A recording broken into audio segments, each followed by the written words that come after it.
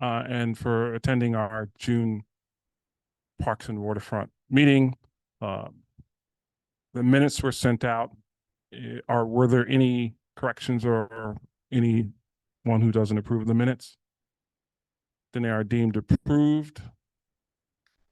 First up, we're going to do is attendance. Trevor Holland. Yes.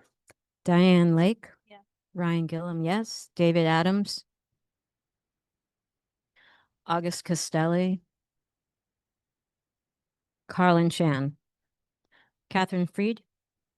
Valentina Jones. Nancy Kong.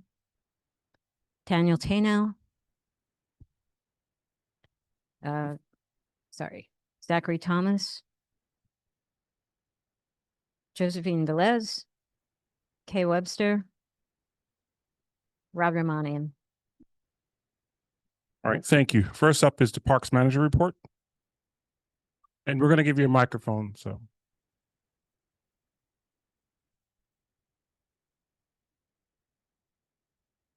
Can everyone hear me okay? All right, good evening, Community Board 3. My name is Luke Alicea. I'm the District 3 Manager for Parks.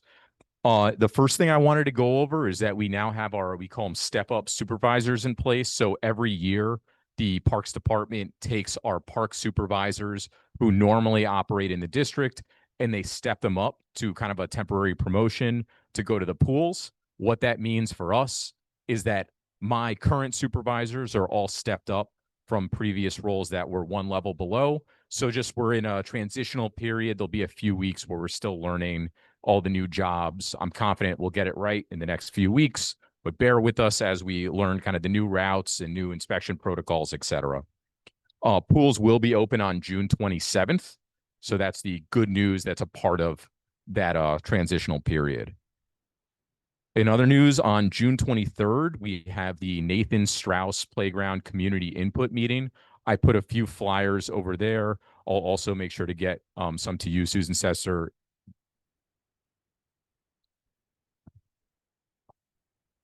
Okay, great. So it's available on June 23rd. We want to hear the feedback from the community, especially if you know anyone like parents who might not come to the CBs, but they have a special interest in that playground, whether their kids go to the adjacent school or they just live there. We would love to hear that feedback. East River Park, we opened on Memorial Day. We're going to hear more from the Esker team later, but just from a maintenance and operations perspective, we've had no issues so far, which is a good thing, right? There's a lot of room for things to go wrong in the first few weeks of a large park opening, and we haven't had that right now. So everything's going well so far. We also had the closing up north of the northernmost section of East River Park.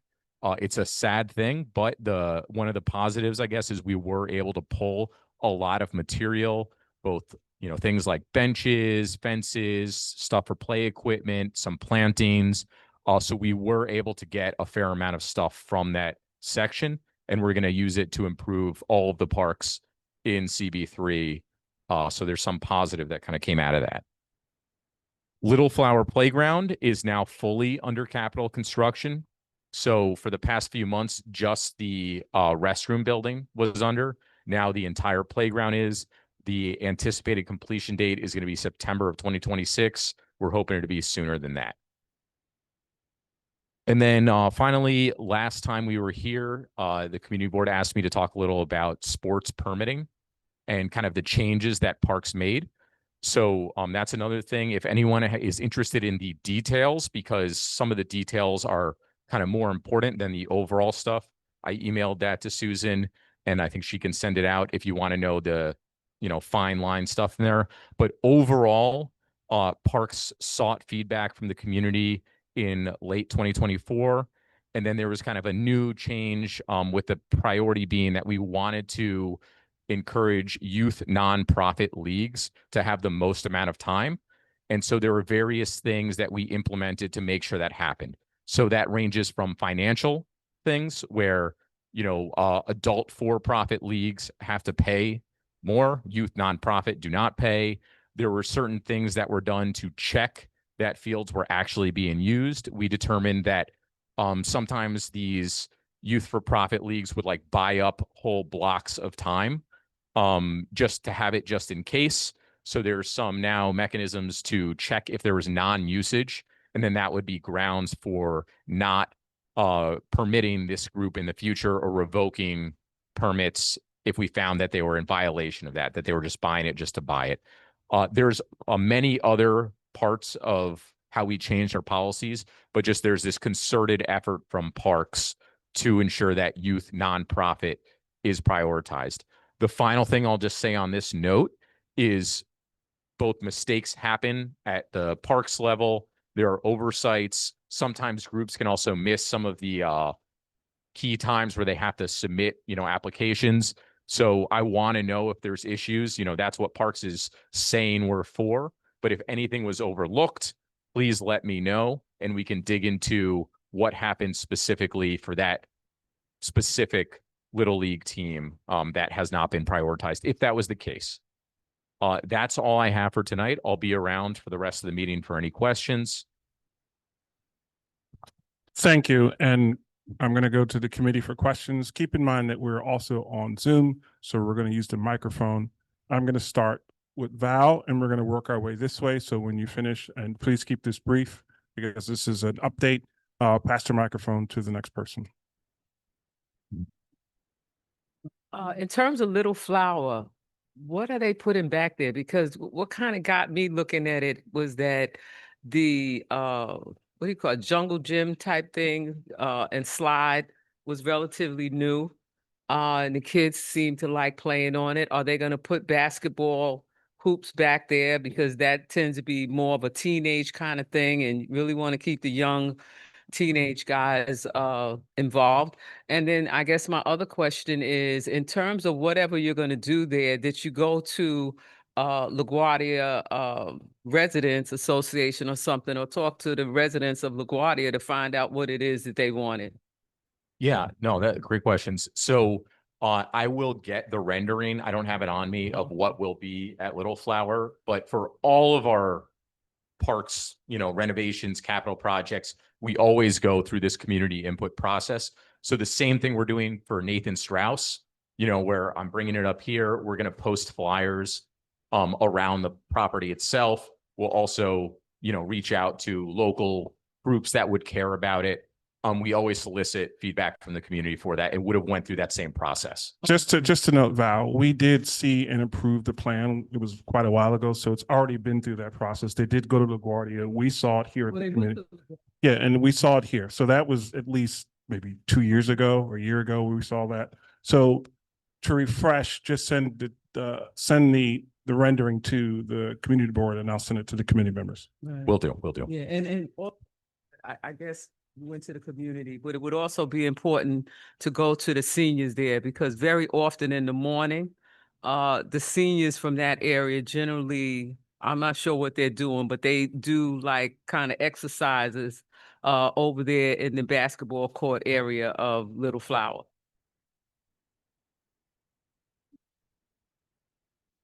Okay. Okay. Hi. A bunch of things about East River. First, the biggest problem so far on the actual lawn, the natural lawn, dogs are running constantly. They're not on the leash. It was designed without a dog run, and there are a lot of dogs in the neighborhood, and they're out there all the time. If you look at the grass, it's already getting brown spots on it.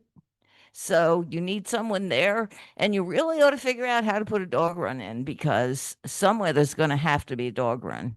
I mean, a park that large needs dog run. That's first question. Second one is there's a lot of graffiti that's been on the ramp and a lot of the walls inside. I know people have been calling in about it and asking, can it be removed? Still there. Next question. The shade, which continues to be a problem, but days like today, people are dying out there. I mean, they can't even, it's just too hot to be out in the sun. And if they're on the artificial turf, it's another 20, 30, 40 degrees hotter. And everyone today was like huddling next to the bridge because it's the only shade, but you've got all the stuff coming off the bridge and it's noisy. So we have to do something about finding some kind of shade. And what else? Safety at night. Let's let the, Yeah. because I really want to push, this is really just an update and he's going to be available through the meeting and after. All right, If but we I know all- people. No, I are understand. I calling, understand. so. But if everyone did 4 questions each, we'd be here for half an hour just for this one thing. So I'm going to give you a chance to answer each of those things and we're going to move on. Sure, absolutely. So I will notify our enforcement about the dogs off leash. It's unfortunately an issue we have throughout our parks, but it does damage the lawns, and so it is a concern of mine as well. Regarding the dog run request, I would just say, if the community board as a whole feels like there should be a dog run in East River Park. It's a 55-acre park. You got to have a dog run somewhere. Yeah, so the same thing. I have no opinion on what ought to be in the park. But Let me just give some reference. When we were going through the design process with lots of people and lots of outreach to different places, including NYCHA, no one requested a dog run. I understand, but that's what the community, if the community had pushed for that, it might have been in design, but changing the design at this point. Well, is we gonna have be- the north section. Yeah, but changing the design at this point is going to be very difficult. And don't want to get into design changes, just the issues that you raised, which are safety, the dogs on the lawn, and was the other? Shade Shade. and the graffiti. Yeah, so the graffiti, I'm going to defer to the DDC team because it is in the construction zone. I agree it should be addressed. For the shade, I think a concerted effort was made with the umbrellas. Unfortunately, just the reality is until the trees fully grow in, there aren't going to be the same amount of shade as there will be down the road. But I agree that for right now, it is a concern. Thank you. Safety. I'm not sure. Is there a specific concern regarding safety at night? I haven't heard about like a criminality going on at night there. All right, let's move on. Go ahead. I just want to make a quick comment. We had another fire at the pavilion in Columbus Park about 9 days ago. So this is the second fire in the last 4 months. And, I've been chasing Simon for the redesign of the Columbus Park renovation. And so, it couldn't come any sooner. He hasn't replied yet. I just want to put it on the record. Okay. Just to clarify, so there's fires that are being set like in garbage cans. Is there more information so I can? There's fires there, I believe we said in the pavilion, and it's the second one. And so I know that's a different district, but is that your district or? It is different within parks, but I can relay it. Sure. I also did see, now that this triggered the memory, they did do a very robust cleanup of the area because it was lived in, and the before and after pictures were pretty wild. But I will make sure to also bring this to Jamal Patterson. About the pools, what does your lifeguard situation look like this year? I know last year there were shortages and sometimes pools had, reduced hours to try to distribute the staff as evenly as possible. Yeah, so I have not heard a specific concern about changing hours of operation. I know that it's historically been an issue to hire, and there was also a lot of efforts made to address that issue. I'll have to follow up because I don't have as much day-to-day insight on the lifeguard hiring, but I can follow up at the next meeting. Thank you. Any more? We're going to keep this to committee and keep moving. Thank you, Luke. I know you're going to stay here and listen to the rest of the agenda items, and you're available for the rest of the meeting. But thank you. We're going to do a little change in the agenda, as we always do, just to make sure we manage time. So first up will be the Plus Pool update. There are quite a few members here who may not be aware or up to date. Although we don't want a long presentation, just keep in mind that some people are not aware of the last update you gave. And you're going to have to speak up in the microphone.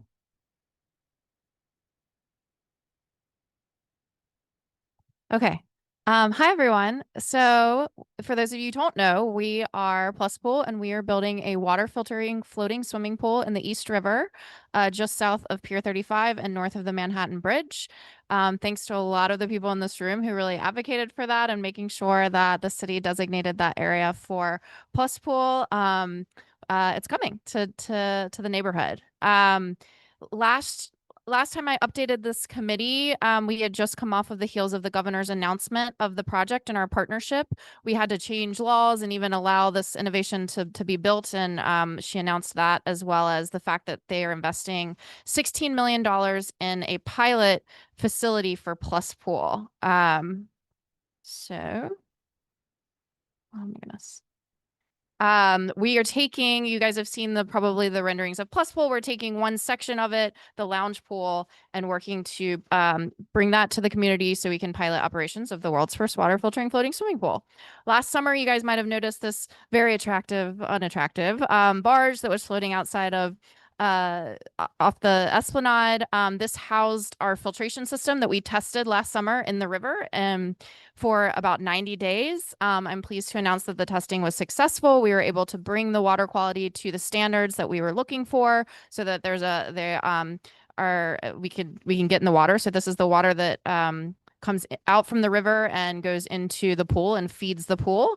And then we turn it over at a rate that ensures that people getting in keep the water quality stays safe while people jump in. So this is kind of like an internal working of our filtration system. There's really three main parts. Water is extracted from the river. It goes into this thing on the left that is a 200 micron automatic strainer that pulls out all of the like kind of large things that could block this main filter, which is the main shebang, this white thing here. We'll have about 36 of those in the pool that we're building, the lounge pool portion, and it will clean all of the water to come into the pool. And then the final step is that we blast it with ultraviolet light. That's what kills all of the viruses and any remaining bacteria to achieve what's called a 4-log reduction in viruses, which is 99.999%. The water is crystal clear and beautiful. This is an image of it in the middle here. We had a mock-up pool on the barge where we could test the different materiality of how the water moves through and if biogrowths and algae coming up and different things. And so we learned different operational and maintenance protocols for this facility. So we'll be building out a maintenance plan for the pool and then hopefully hiring within the community to operate this thing using that system. And then we discharge water back to the source. This third picture is that being discharged. We tested 6 different sites or 6 different points along the treatment process. We tested the raw river water coming in, then going through each of the stages of the filtration, into the pool, out of the pool, before discharge. All of that data is on our website. We shared it with the health agencies. It's on our website timeline. It's very dense, but it shows every kind of step of the process. And the health agencies are continuing to analyze that now. They do want us to test the system at full scale. So this is just another image. Imagine, however, of course, this was a rented barge that we had just to do this test. All of this will be submerged under the river in the hull of essentially a vessel that we've built to house the pool, right? So if you think of Plus Pool as a boat, the hull of the ship is where all of the filtration equipment and the piping and everything will live. And then you'll just have like a clean, smooth deck on the top. So that was that. And then I have a couple of images here that we just released actually yesterday of the construction of, oops, where is it? The construction of our vessel that will house the filtration system. So this is our website. You can go there here and you can check it out anytime. We just posted this today, but basically here is the section of the pool that we're building. This is just the floating part, right? So this is just the vessel that will house the pool and the filters and everything like that. We haven't started construction on the pool itself. That is still being detailed in designs and reviews with the health agency, but the plan is this boat is going to set sail. This was built in a shipyard in Mississippi, and it's going to set sail next week and come up to New York to a marine yard here, and that's where we'll do the construction of the pool itself before we float it in next May for final testing. So that's the big update. You can read about this on our website. and what's next and everything we're doing. We're trying to be as transparent as possible about everything, but here's a couple more images of the big pool. So this is the whole part where all of the filters will lie. This is of course unpainted and just, the raw steel. This is what tariff-free steel looks like, guys. We got it right in before all that. And yeah, so this is the scale of this first pool that we're floating into the river. And here is a very early schematic design rendering of the first pool, the pilot pool. We will have updated renderings with much more detail coming out once all of the everything is approved by the health agency, hopefully later this year. But you guys will hopefully see this in May of 2026. All right, thank you for that update, and thank you for keeping within time. We appreciate that. Yeah. I'm going to go to questions to the committee first, like we always do, and then we will go to, I think there might be some people online who might have questions. But first, I want to thank you because I live, directly across from the site, for reaching out to people who live directly adjacent to the site. Sometimes, and especially in our neighborhood, our buildings are ignored, and you did not do that. You went out directly to the people who live there. So we appreciate that. Thank you. So I'll go to, what's the other? Let me get that microphone.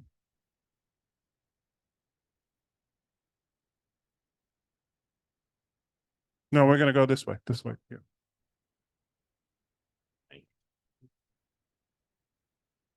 Hello? Okay. 2 quick questions. I think the last time you came back with this, we had concerns about the pricing plan for admission to the pool. And also now, since that pool is going to be out there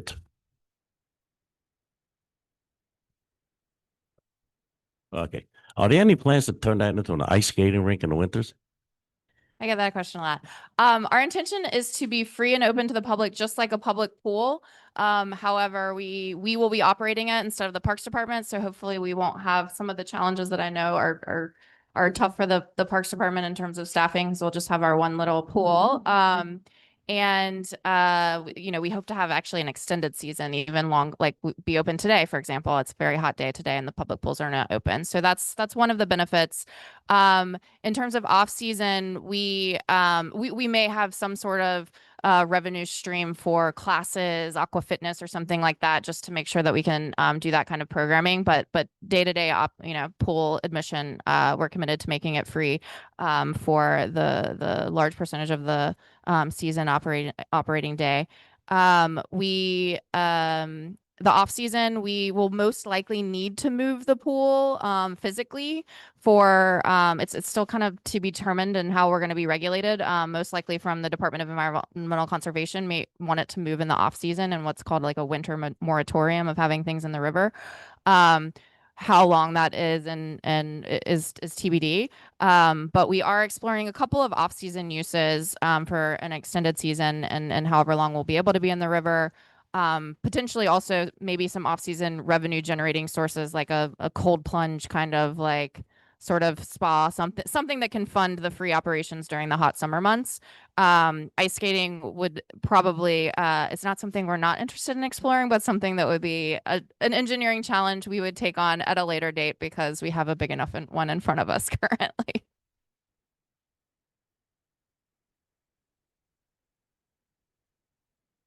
What is the timeline here? Yeah, so this pool will float in next May 2026. We will, again, the health department wants to see it. We're going to do a full testing at scale, which we hope will result in what's called a waiver around all of the reasons we don't need a traditional pool. And then we could float it in for a full final retrofitting for the pool and float it in full season of operation in 2027 if all goes well. We'll see how long, that lasts next summer and how much they. So 2026 May. Bring the microphone and speak. Oh, so 2026 May is kind of a testing. Yeah, And then the community would be able to utilize it in 2027 is what we're looking at. that's what the hope is. Yes. Okay. If not before. I mean, we'd love to do it towards the end of the testing season if they allow it, but I don't think we should All right, plan on so anything the before. community is not till 2027. So I just kind of think in terms of hopefully you'll come back after 2026 Oh, totally. with I'm with The waiver in Colin, hand. with the that it's going to be affordable for the community. Because Yeah. one of the developments right near there, it sounds like to me, is Rutgers, which is New York City Housing Authority. And so I would definitely like that, they can afford to go there. Okay. Yeah. Well, and I think once we figure out how this weird new thing coming is going to be permitted, and we have our access license like locked for however many years we have the lease, I think then we'll be able to start planning the actual operational protocols of the facility in terms of like, do we have 2-hour swim sessions for people that turn over? Yeah. And we'd like to work with you guys on that. Correct. Yeah. Yeah. Well, and I think work with you guys too, to like, what does the community want for this localized community, right? Do we want senior swims in the mornings for an hour? Do we want, time dedicated just to, our free swim lessons that oh, by the way, Nora asked me to remind you guys that we have our registration for our free swim lessons today, go live on our website. So if anyone wants to put their kids in free swim lessons with us, registration is happening now. As you know, that fills up very, very fast. We rent a pool in Lower Manhattan. This year we're renting Lehman. So it's kind of walking distance, but for some from here.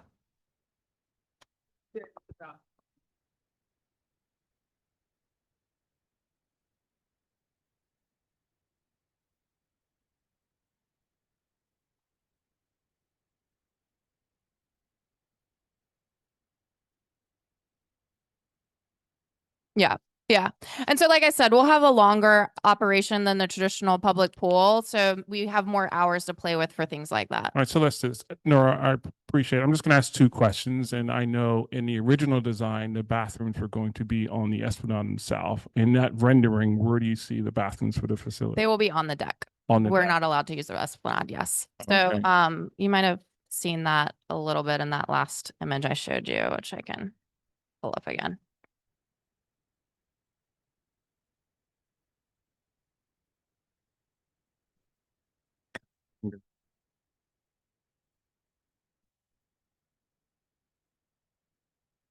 Oh, I don't think I'm on the Zoom anymore. But If you, this all right. this blue thing. Okay, so that'll be the bathroom. And just the issue, because at some point you're going to have people there, security, because I know you're going to need lifeguards, but you're also going to need security because some may deem this an attractive nuisance, because unless you have high fences, people are going to want to jump over and get in the pool. Yeah. I mean, we had 24-hour security when we had that barge test there. So, we'll have something there. It'll be a combination of what we want to do and what the city would require. Thank you. All right, thank you. And we're going to bring you back, obviously, throughout the process to ask questions and to go over the Well, process thank of you what everyone for your we got to continued see if there are support. any questions from folks on Zoom. Raise your Zoom hand. Is there any questions from attendees here? Okay, thank you, Nora, and we will see you soon. I'm just looking at the agenda.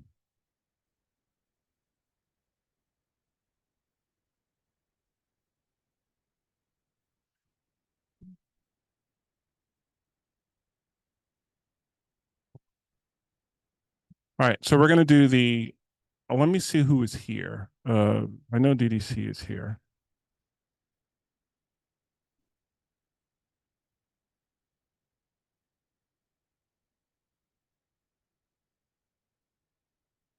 All right, so let's do the DDC update now.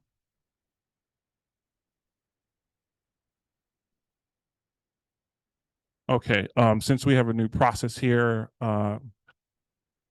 let's do this. I know that the tech person, you're going to have to hook up your computer or go into the Zoom link. Do you have a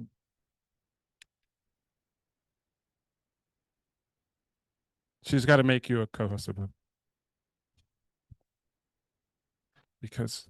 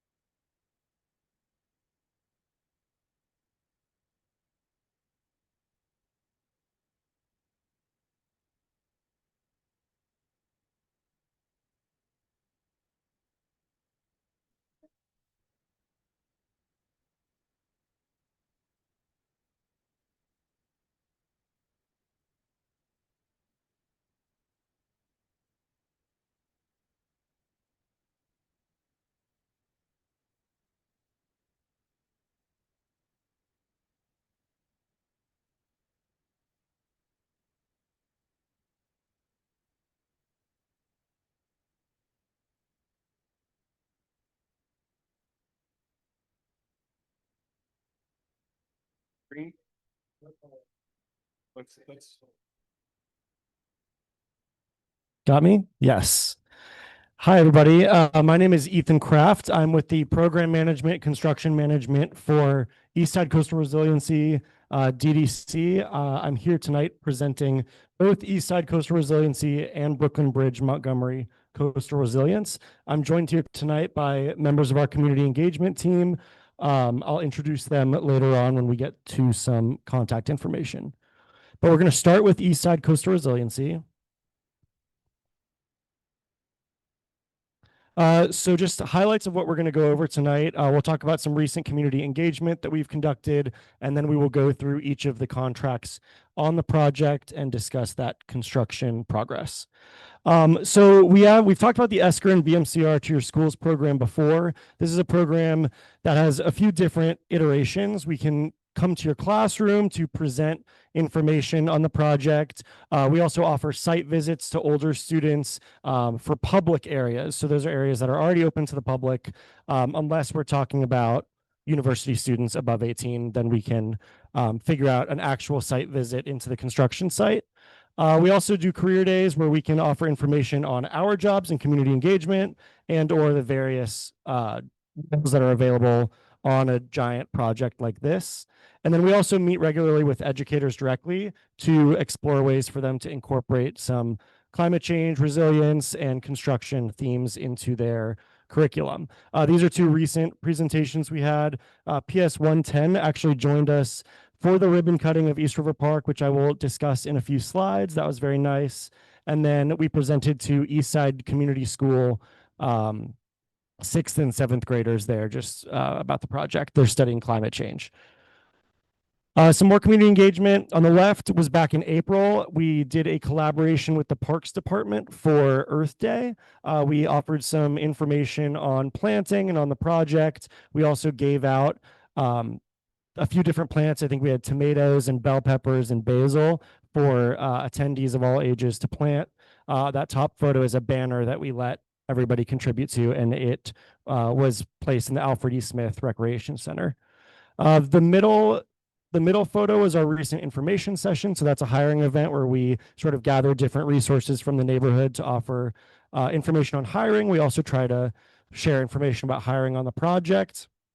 And then to the right, we regularly table in the community. It's just a way for people to kind of catch us as they're walking by. This was at Grand Street just a few days ago. We were talking about the opening of the park. We were also talking about some of the parallel conveyance work that's going on there. And again, I'll talk about that work here in a few slides. So that is community engagement. Now to get into the project itself. These are the three main components. Project Area 1 is primarily East River Park. Project Area 2 is substantially complete, and that is to the north at Stuyvesant Cove Park, Astor Levy Playground, and Murphy Brothers Playground. And then the parallel conveyance program is kind of scattered throughout. It's improving the inland drainage system. We've kind of rejiggered this slide from previous presentations just to prevent some of the redundancy and give just a better overview of everything that's happening. So Project Area 1, just to give you an idea of what's open, East River Park between ball fields 1 and 2 and the southern tennis courts just opened on Memorial Day. Field 6 to the north, and then the track and field also on the north end are open. The closed areas include the area south of ball fields 1 and 2, and then from the southern tennis courts up to field 6, which is just north of Houston Street. And then the area north of the track, we also closed just after Memorial Day. In terms of park access, you can access the southern portion of the park through the Delancey Street Bridge. The Corliers Hook Bridge is installed, but we still have the temporary bridge up until it opens. And then on the north end, you can access via Houston Street and East 6th Street. As I said, project area 2 is substantially complete, but we do have a couple small updates there. And then I have several slides on parallel conveyance.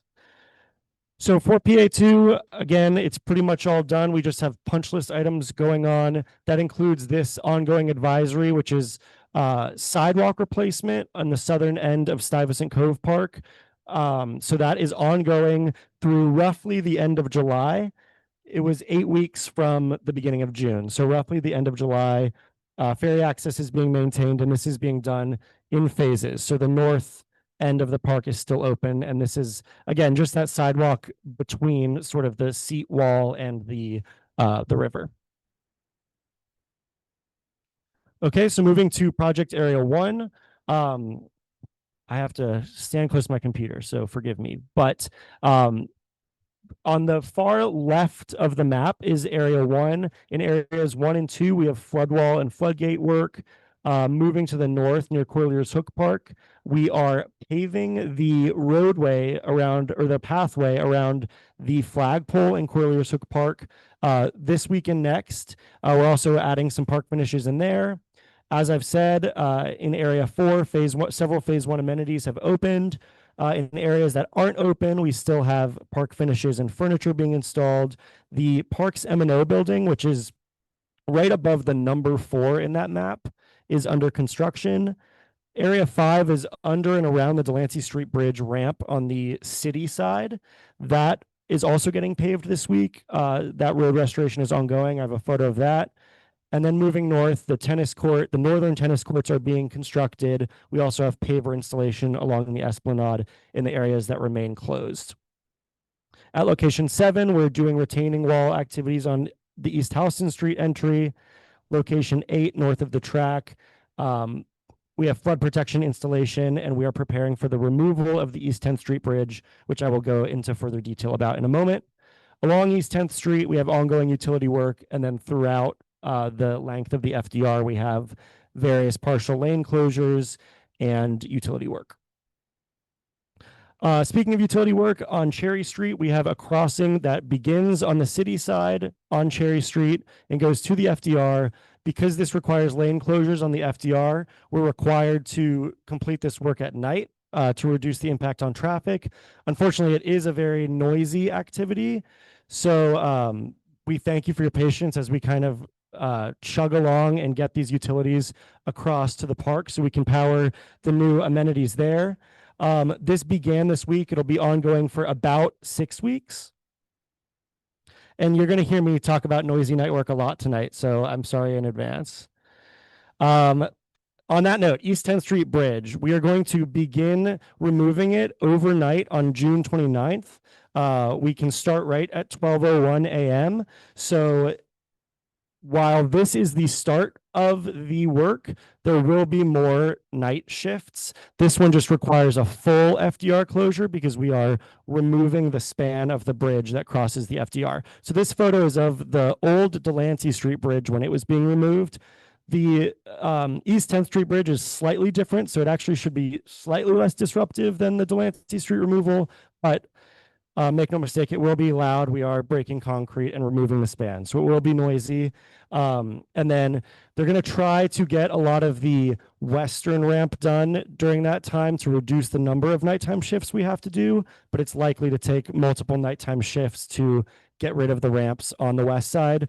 The eastern ramp, because the park is closed in that area, we're able to do that during the daytime. Sidewalk access near the ramp on the west side will be limited. but we'll always maintain access to the building, and we're working closely with NYCHA to make sure that there's sufficient signage for residents there and make sure that they know their way around. We also have a utility crossing up here. This is likely to happen later in the month. We're hoping to tie it in to the bridge so that, you know, we can kind of get rid of all of the noisy night work at the same time. But this one requires a lot of coordination with Con Edison. So we're really working with them to try to get that schedule going. This again is mostly in the night, and it includes a manhole directly within the FDR drive in the middle of the roadway. So that will again be noisy night work. In all, around East 10th Street, we have about 3 to 4 months of utility work remaining here, but that again is starting from when we're kind of given the green light from Con Edison. And we don't have a formal advisory out on this yet, but as we nail down a more specific date, that will come out. So just to recap, this is what East River Park looks like right now. Those southern amenities are beginning to open up. Field 6 on the north end, I'm sorry that text is so small, but on the north end, Field 6 is set to close on July 1st. And then in September, we will begin opening other amenities on the southern end, and that's when the full phase 2 transition on the north end will happen. We are still working on finalizing the specific date of closure for the track and field, but it is looking like September 2nd, which is the day after Labor Day. But I please await final confirmation on that date. And again, at this time, you'll have access to the park from Pier 42. So the temporary bridge that's up there now will come down, and the Corlears Hook Bridge will be open along with the Corlears Hook Park area that is part of Project Area 1. Another portion of Corlears Hook is under a different contract, and that will remain under construction for a bit longer. So here are some construction photos of the restoration work on Delancey Street. So this is in the sort of under the Delancey Street Bridge. They're doing curb and sidewalk installation there. And then I have lots of photos of the new park. So this is a drone photo of the Delancey Street lawn. You can see the basketball courts there in the distance, as well as the Delancey Street Bridge. We are out of planting season now, but so far in the phase 1 area, we've planted 683 trees, 25,000 shrubs, grasses, and perennials, and 3.6 acres of turf. And those numbers include both this phase 1 portion of East River Park as well as Corlears Hook Park. Here's a photo of the tennis courts the day after opening. Again, there's 6 tennis courts here. You can just barely see at the top of the photo. The other set of 6 is being constructed now. Some more photos of the community enjoying the lawn with a kite on the left, and then you've got runners and a tennis player there on the Esplanade north of the Williamsburg Bridge to the right. This was on Memorial Day. This was on opening day. This is Jorge Lopez grilling out, doing the inaugural grill of the picnic area. And then we've got some community members enjoying the water play area down near the fireboat house. Again, some students from Florence Nightingale School for the ribbon cutting. That's them enjoying the new basketball court. And then on the right, you can see local agency officials and elected officials cutting the ribbon. So for what we've heard in Project Area 1, I know that some attention has been given to this SWIP violation, which is stormwater management violation. This was issued back in 2022. It was the very beginning of the project as some of the paperwork was kind of getting finalized. We rectified it within 2 months, and this is related to the 5-acre variant. So we're essentially more land was being disturbed than the paperwork allowed. The reason that it has come up recently is because we finally settled those fines with the state, and we've had no aberrations or exceedances of anything since that early stage of the project. Speaking of the fireboat house, the city responded to consulting parties back in April. They are still to schedule a meeting with consulting parties and SHPO to discuss possible mitigation options, and those will be set forth in a new amendment to the programmatic agreement. That whole process is separate from us and DDC, but because the Fireboat House is such an essential part of East River Park, we like to provide updates on that process when we can. Graffiti removal. We talked about graffiti removal a little bit. DDC is piloting a program to use new technology to get rid of some of the graffiti. So as they're evaluating the results of that, the graffiti remains, but it should be getting removed in the next couple of weeks.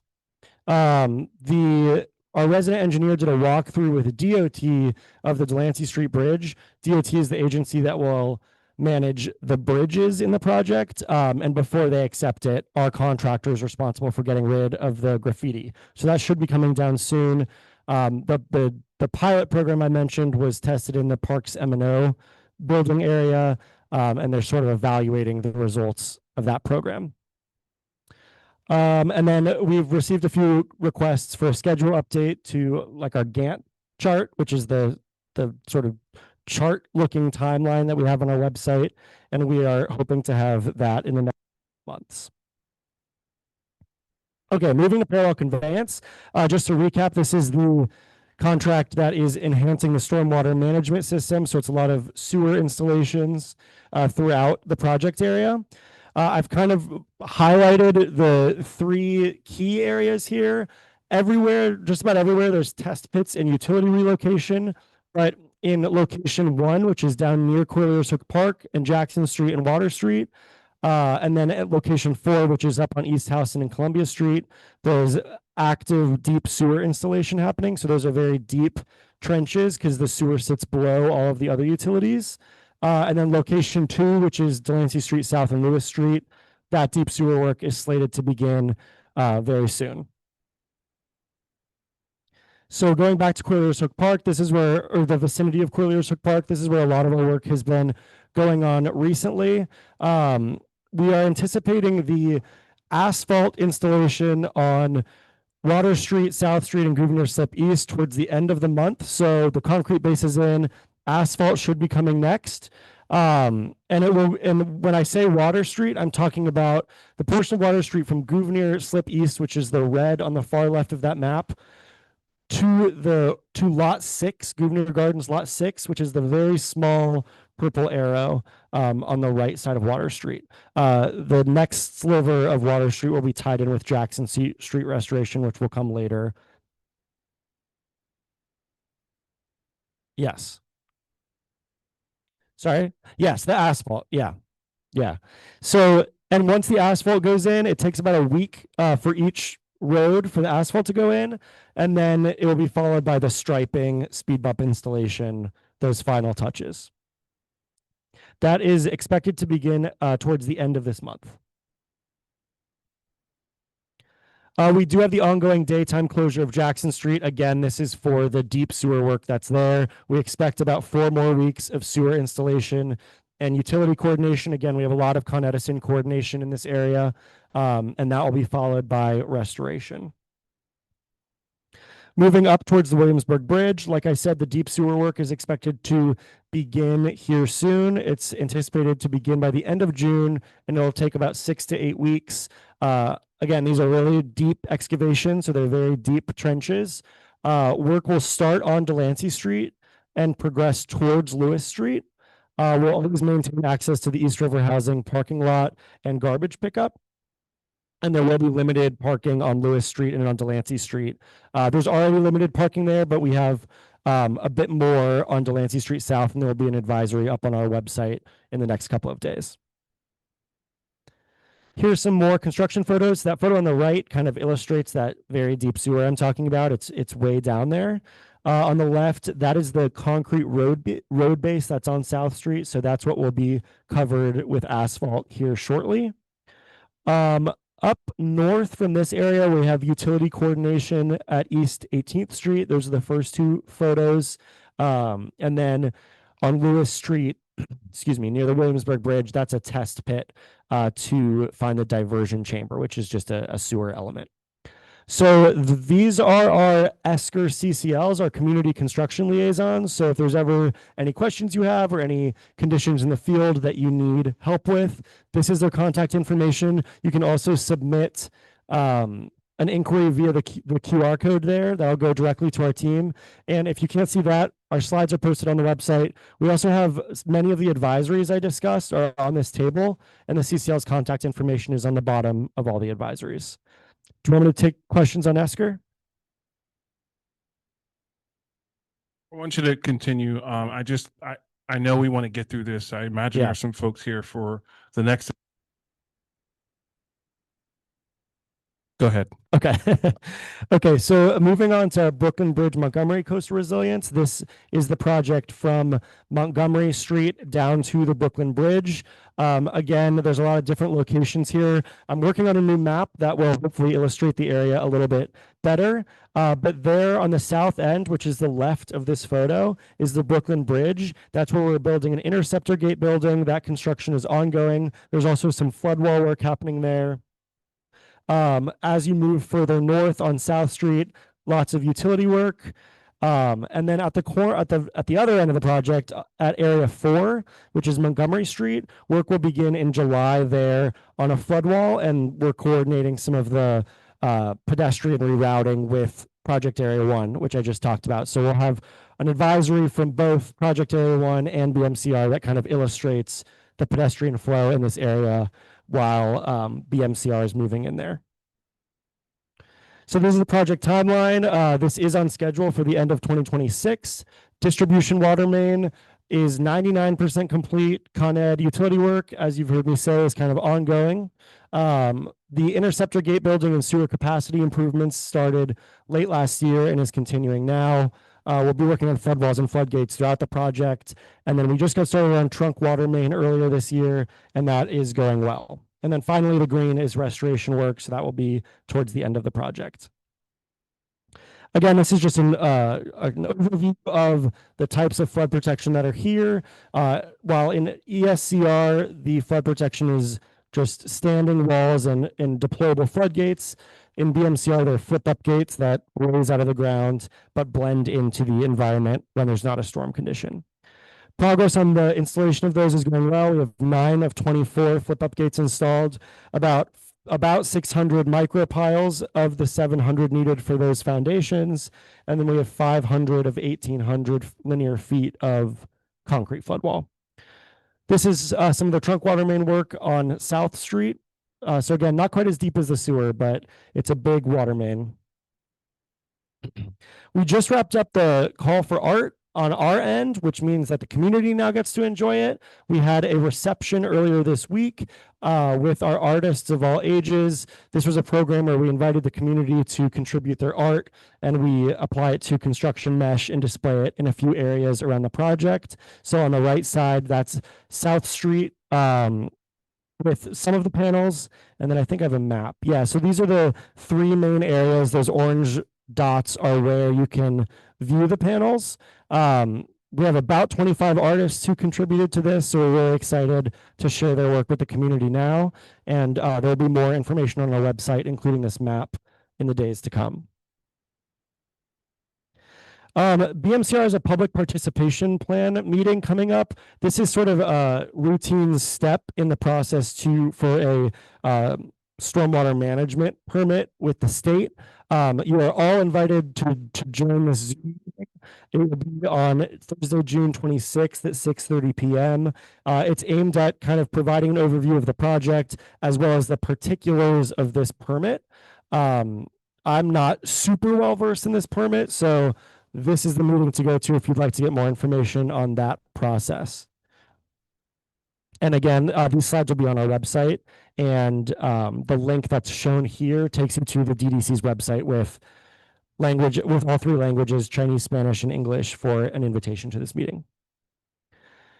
Okay, and then these are the same numbers that you saw before, plus Marcia Guida, who's the CCL for the BMCR project. So again, please reach out to us if you have any issues or questions, and share this information with your neighbors and your coworkers. We also just want to give a quick plug, as it is hurricane season, to Notify NYC. It's managed by New York City Emergency Management, but sign up for alerts so that you know what's going on throughout the city if there's any emergency. And with that, I can take questions. All right, thank you. And I'm going to go to the committee first, and then I'll look and see who's online, and then to any audience member. Hold on one second. Just keep in mind that this was a very technical presentation, and I want to keep our questions relatively short. There is a community advisory group meeting at the end of this month or the last Thursday. Yeah, it's in 2 weeks from in today. 2 weeks, which has a little more technical. It's actually the 26th. It's the same day as the other one. Yes. The 26th, where we can also you can also participate and learn more about the project. With that being said, I'm going to start from this end and go this way again. I'm sorry I couldn't accommodate you, Val. I mean, this is part of being on the community board. So yes, Nancy. Nancy hasn't spoken yet, so I'm going to give Nancy a choice. Just please be brief. Oh, sorry. I have a super technical question. Okay. I remember when I first started the Parks Committee, there was a tour of specific area. Do you have any plan that I could participate in, especially for the BBM? Yeah. I'm sure we could arrange one for CB3. It's been I don't know that as long as I've been on the project, we've had CB3 out there, so we'd be happy to arrange. You're talking about ESCR? Oh, BMCR? Sure.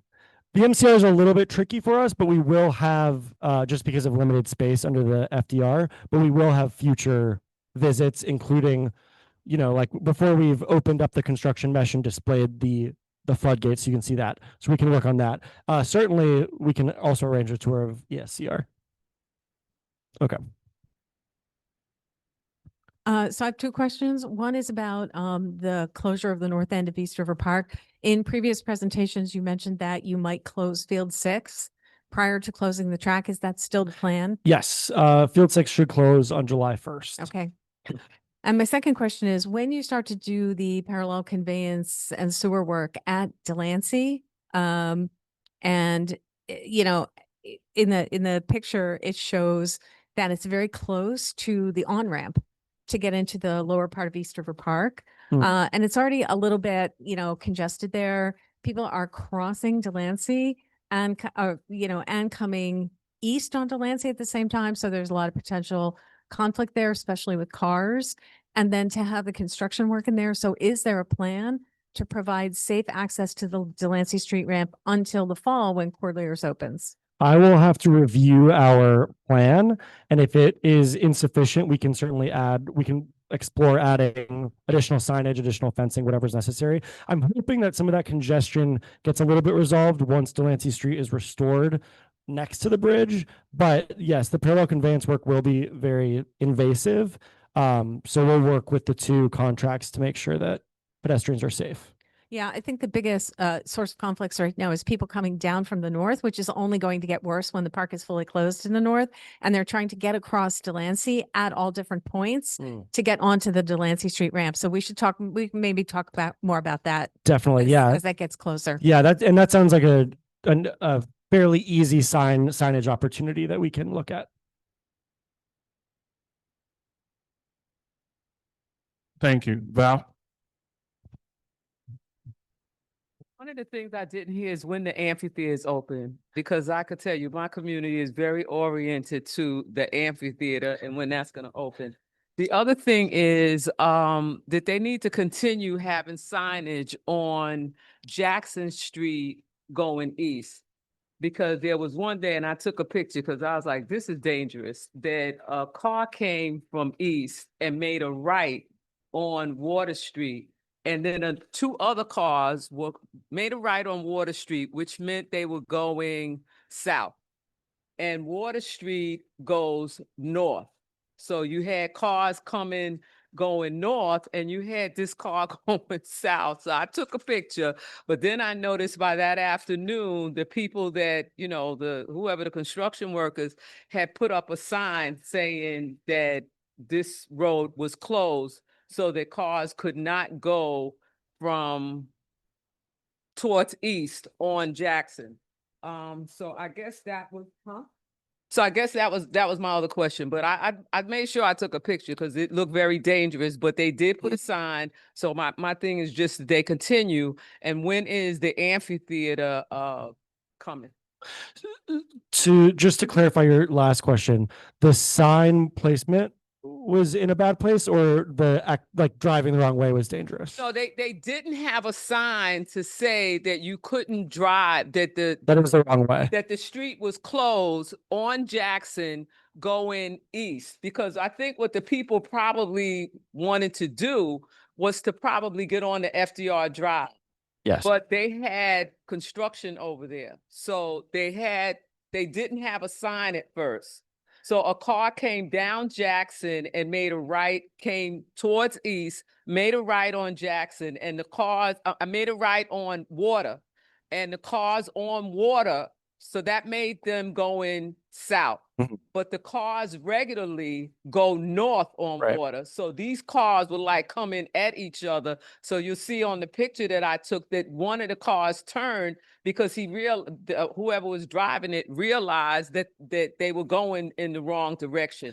But by that afternoon, the construction workers, I think they realized and they put a sign up. I'm just saying that needs to always have a sign so Yeah. that cars don't come towards east on Jackson. Yes, thank you. I remember this.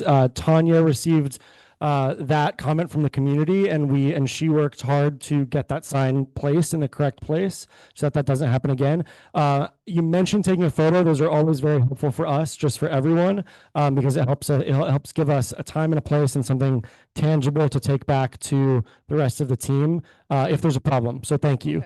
Okay. The amphitheater is set to open around Labor Day. So before that north end closes, the amphitheater will be open, along with Corliers Hook Park Bridge and those amenities down there.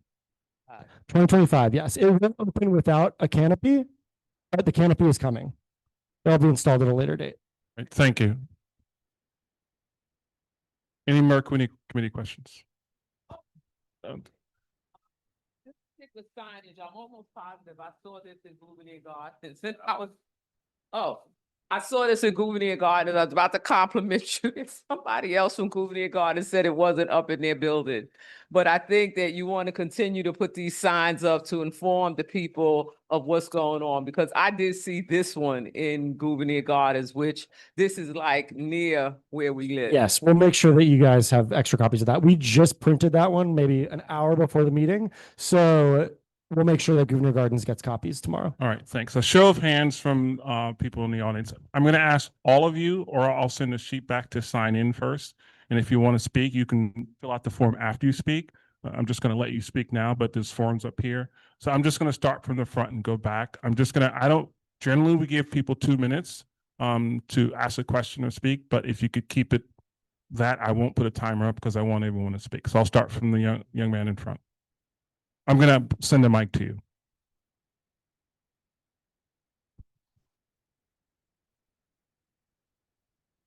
How long are you guys going to be working on the flood wall on Cherry Street? Is that you guys? That is us. There's a flood wall to, Yeah. Right. oh yes, on South Street near like Montgomery Street. That Pike and South? Yeah.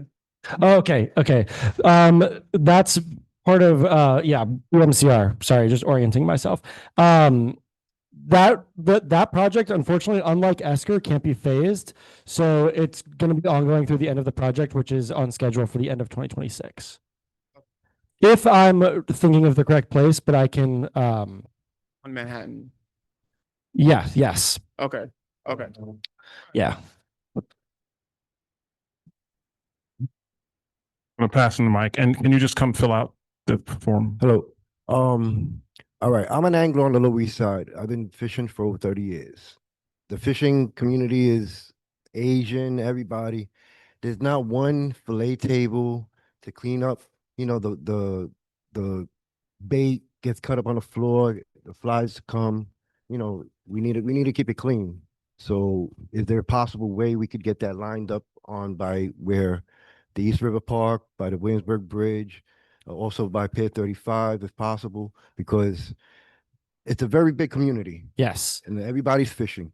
Yes, and I can tell you the fish tables are coming. They are part of the design. They just weren't ready for this opening, but they will be installed before the end of the project.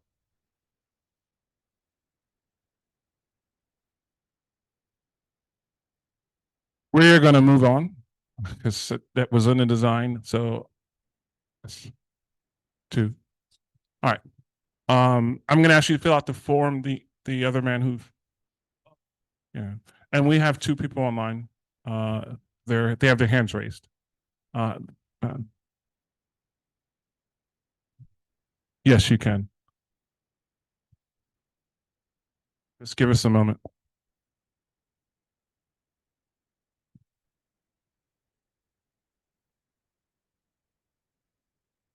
So, Andrea, you need to unmute yourself.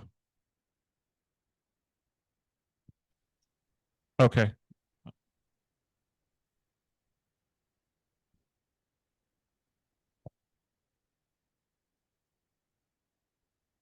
Can anyone hear? I can't hear her. Just give Hi. us a second. And now we can hear you. Okay. So this is regarding the dog run that. All right, Andrea, that's the next topic. This is regarding the fine. topic which just heard, which is BMCR or ESCR. You'll get a chance after we present the next agenda item after the questions for this item. Does anyone online have a question for ESCR or BMCR? Yes, I do. Okay, go ahead, Tommy. Thank you.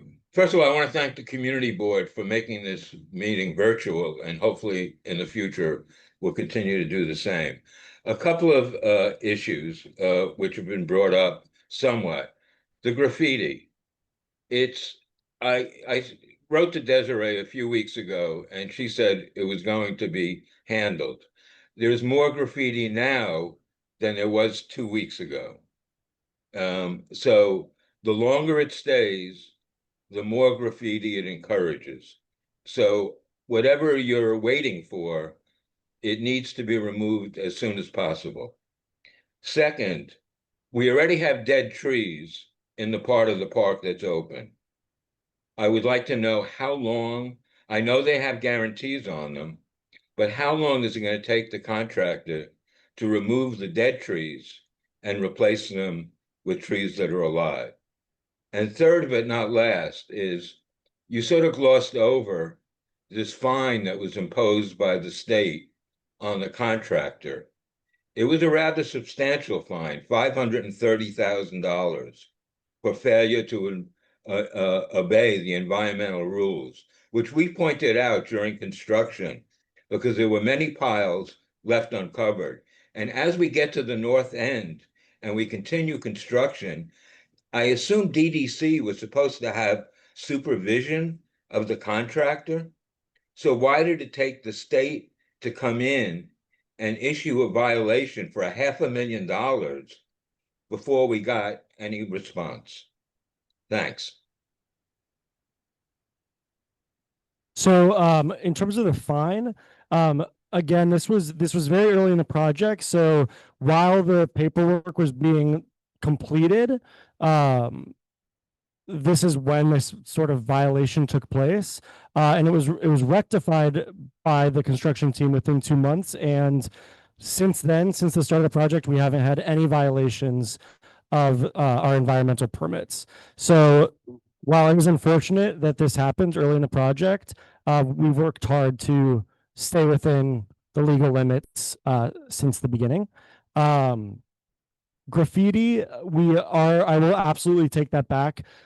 We appreciate hearing those sorts of things at the community board meeting because it helps us take it back and kind of add some urgency to the team. So we will certainly take that back and try to make it an even bigger priority. What was the second? Dead trees, yes. So we have, like you said, there's a warranty. So the contractor is responsible for replacing any dead trees. I'm not sure what the turnaround of that is, but I can get an answer for you and bring it back. All right, Tommy, I'll allow a quick follow-up, but we really got to close this. So hold on 1 second. Okay. Susan, did you want to ask something?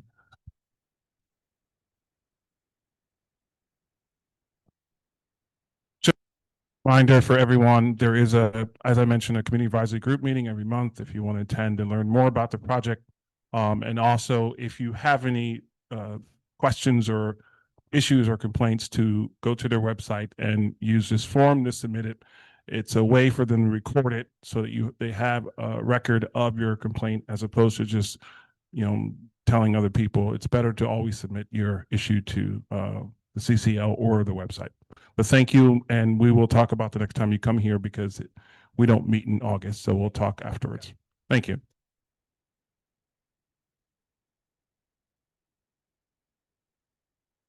Next up is the proposed dog run by at Captain Jacob Park. I don't know who's presenting on this. Oh. All right. So should I give you 2 mics or 1?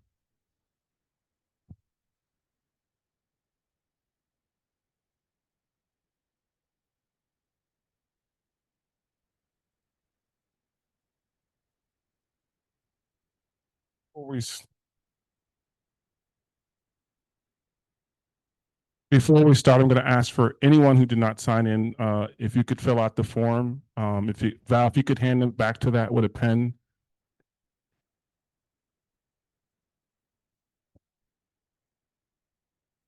Hi, everyone. Can you hear me? Well, first of all, thank you for the community board for hosting this meeting. Thank you for a lot of the dog owners who I know are here because they're really excited about this initiative that we were able to fund. So the Lower East Side is finally getting a dog run, and so we're happy to be here.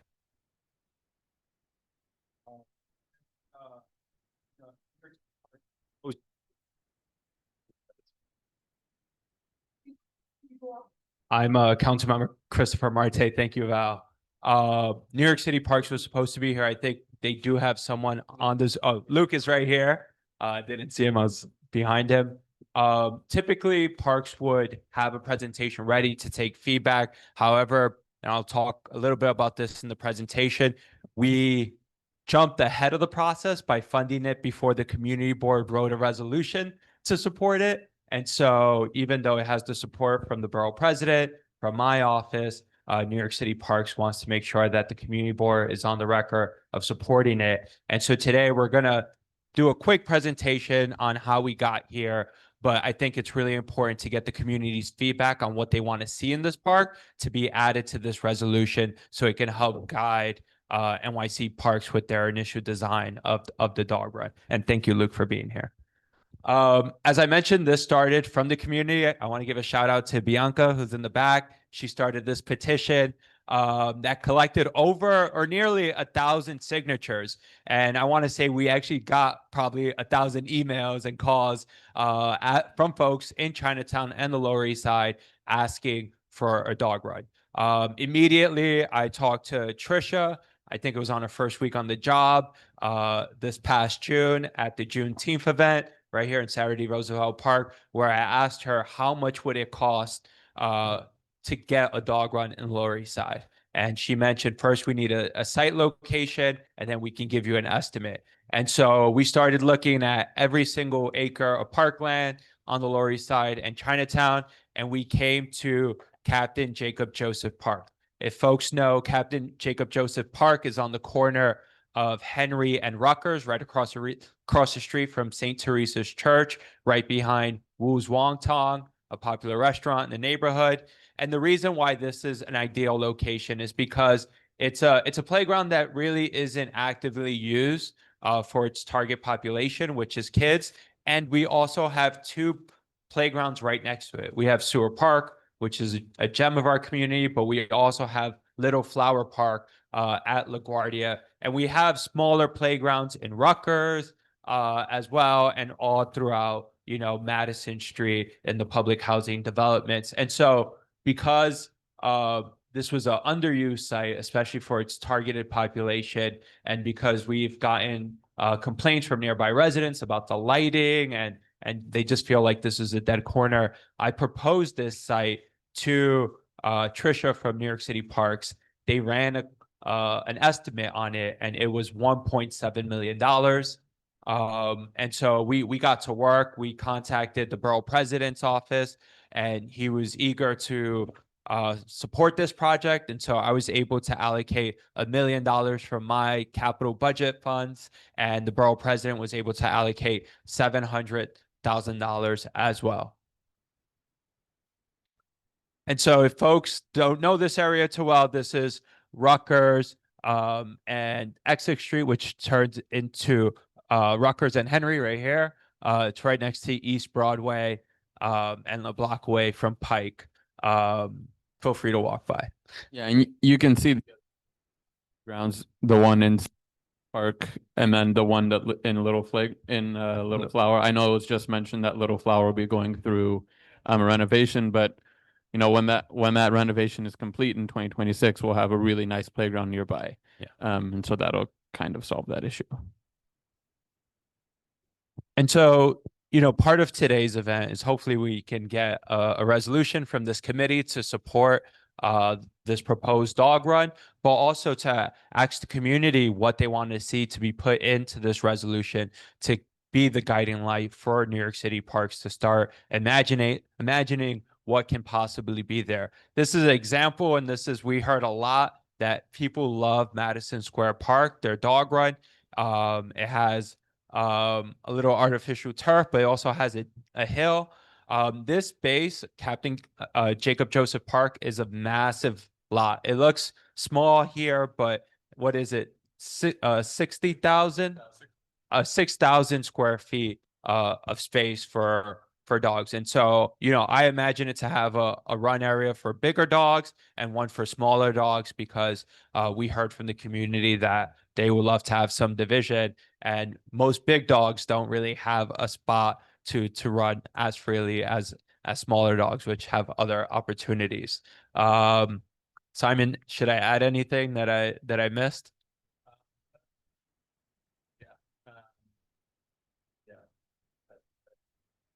So we envision we envision that you know, once the funding is allocated in the budget that will hopefully pass at the end of the month, that parks can go into the design phase and then present with more detail what the design would look like at a later date. Yeah, that's great. And we're constantly in touch with Luke and Trisha to make sure that any part of the process we can expedite, we expedite. And that's why I wanted to lock down the funding before we even finalized in the New York City budget, to not wait for those long summer months to have this discussion in September and pushing it back even further. So thank you for all the feedback from the community thus far. And thank you for the community board for giving us this opportunity to present. All right. Thank you. Well, we're not even at that point.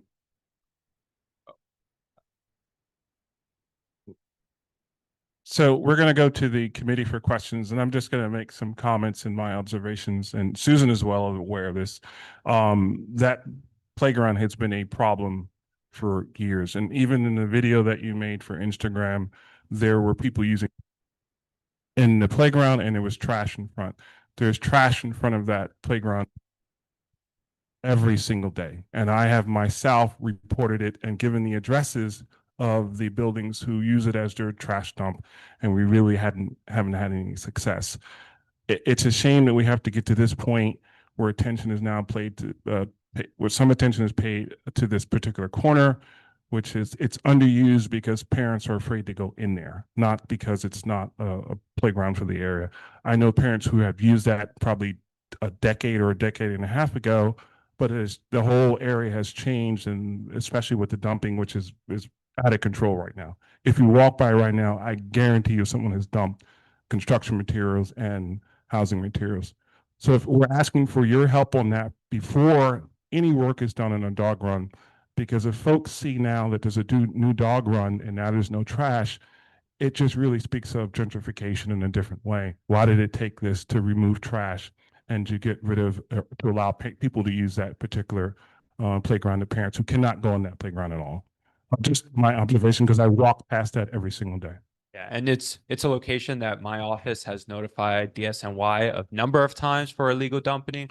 We actually asked them to do a stakeout where sometimes they put a camera, they have someone in a car, and they have been able to clean it up, you know, at certain points whenever we escalated, but it's also, you know, we just need them to do this continuously and actually go after, you know, the building owners and some of the other shop owners that, you know, you know, my office is not too far away from there. We see what happens, and we've been able to document some of it and report it to DSNY. But I'm going to give what Susan's experience, because we have tried. I have played private investigator and have people who live on Henry Street play private investigator to take pictures of the Amazon boxes from the buildings, because they actually wrap their recyclables, which is a little weird.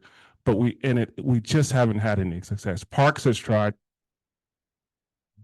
done undercover operations and submitted, but it until someone really goes after it for a week, and I would say it's an easy win because there's dumping there every single day. So you can just spend a week there. If you walk by today, I guarantee you there's trash right now. So I'm going to give the microphone to Susan because, okay, go ahead. Successful if you weren't.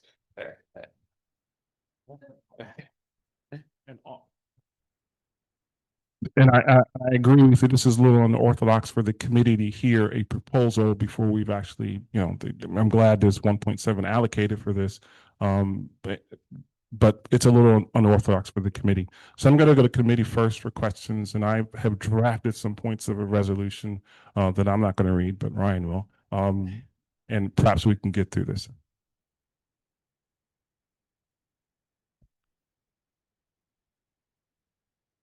I'm going to repeat what Val said for the microphone. She said to make sure it's lighting. Yeah. There is. Thing with dead and dark, and you don't think anybody can see what you're doing. Let me give. Yeah, go ahead, Nancy. I just to follow up on what Trevor said in terms of like, you know, skipping the unorthodox process. Can you describe like what the community engagement process will be? Because what I'm worried about a little bit is with the residents, and then, you know, to have proper lighting, you also get feedback from the residents that are going to live, that are living there. So I just wanted to get a better sense of what the actual community engagement process will be. Thank you. Yeah, absolutely. So just to clarify, we're not skipping the process. There would still be the traditional community input meeting. This is just unique because we're not just looking to renovate like a playground for a playground, right? There's this idea of changing it into a dog run. So it'd be a new use case. So we also see that there's some merits to this in the sense, both the proximity to other playgrounds and it has been traditionally misused in other ways. So what we're looking for is the resolution that says you're interested in this change of use case, and then it would still go through what does that dog run actually look like? What would we specifically be putting there? Does that answer your question? No, I want to make sure that the residents that are living there are consulted and they understand what's going to happen in terms of like, for example, if you're putting in bright lights at night, that it's not, you know, that they know, and it's not, you know, shining up to them. I just want to make sure that the residents that are in the area are also consulted. I'm not sure if they are or not. Yeah, so absolutely, the residents would be consulted before we did anything specific within the property. So right now, we're just looking for kind of a conceptual idea that you're receptive to a dog run in lieu of a playground. And then once we get that conceptual thumbs up, then we'll have our Parks Capital team put together kind of specific proposals of what the lighting would look like, what the layout of the property would look like, et cetera. In addition, similar to what we just did with PS20 Park that received $5.7 million from the administration and my office, we help amplify that message of that community input meeting. We're doing another one for Nathan Strauss on the 23rd, where we're promoting it, making sure that everyone who uses that space or lives around there can attend and give us feedback. Thank you. Go ahead. Yeah, you'll go after him, but I want to go ahead. Go ahead. Thank you. I have a question about the community input meetings. Do those happen on site or at another location? They typically happen over Zoom, right? I think my suggestion would be, especially to cover the litter situation and activating the site so you don't get uses that you don't want happening there, and to engage the residents immediately around there, to have all the community design meetings on site so that people can get like a sense of what's happening. So that they can understand scale, space, how it interacts with like the street life as well.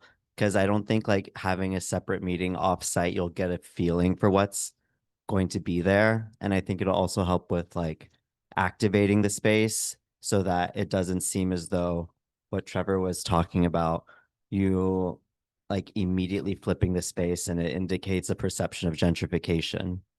Okay. No, I just want to know, when will the park be done? When will the park be a dog run? Do you want to take Sure. this? Typically, once the design is done, procurement takes 6 to 9 months, and the construction takes a year after that. So maybe I would say 1.6 to 2 years is a rough average timeline for dog runs that I've seen. I know. That's something. I would say I will never commit to any timeline at this early in the game. But right now we just want to even know conceptually that we're interested, because this could be a lot of different things, right? Not all, like it could be a dog run with an adult sitting area. It could be a dog run with something else. It could have many options, and that would shape the construction timeline. And I because we knew we were going to get this question, we actually looked at the 2 latest dog runs that New York City Parks did. So that information is based off an average of those design, procurement, and construction. I have some.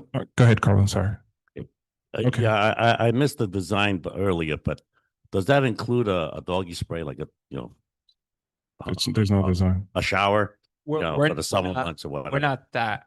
We're not there yet with the design. This was just proposing it to the community board to ask them to do a resolution of support. Yeah. And actually, it's interesting that Carlin said that, because one of the things, I don't know if you were here before, Chris, when I mentioned the fact that there's a problem with the dogs on the lawn in the East River Park, because there aren't enough dog runs. So this is great. And one of the things they do is the dogs are playing in the spray where the kids are supposed to. So maybe the spray is a good idea. But I also just want to say this is a great idea, because that's such a problem area. And dog runs are so necessary. You'll have people in there all the time, and it will drive out the bad uses. And if we can put something in there for the community that they can use, they'll actually get some use out of that park, as well as we get a dog run. So thanks. We've been hearing similar complaints, especially residents in LaGuardia and Rutgers, who say people use their green space for a dog run. And so the location makes a lot of sense. And post pandemic, it feels like almost everyone has a dog now. All right. So a couple things. I mean, we're going to get to a resolution, but just keep in mind, because we're the community board and we can say one thing, but I know from being here over a decade that we're going to hear say they had no idea that they were going to just be aware, because we've seen it for everything. And I would echo at least some of the visiting sessions on site so that people know that there's a proposal to change it to a dog run. But I have some more technical things. When Parks names a playground or a park, that person's name, I don't know what happens to it. So what would happen to that name? And it might have been family and a reason to name that. Do you just remove the name, or does it stay? From my discussion with Tricia, it would remain Captain Jacob Joseph's playground dog run. The name will still be there. Okay. And we've heard other proposals from groups about dog runs, and the feedback that we've gotten from Parks is that there must be a stewardship group. before you would even think about installing a dog run. And that's what Parks has told us in the past. And so we've connected Trisha with Bianca, who started the petition, and her, dog owning friends coalition, who are here to start that kind of discussion of a partnership of, who's going to use the space. Okay. And one other question. There is a proposal to put an elevator at that particular site. So any construction must be aware that the only place for an elevator would be because it's a large sidewalk area, would be at that particular site. So if you put a dog run 2 years and that proposal goes, you have to be very careful not to make sure that that dog run is, and for the, which will take 57 years to complete. Just to be aware, because there is a proposal and there's drawings and there's, there isn't funding guaranteed, but there is a proposal for that. Noted. Yeah. Ryan.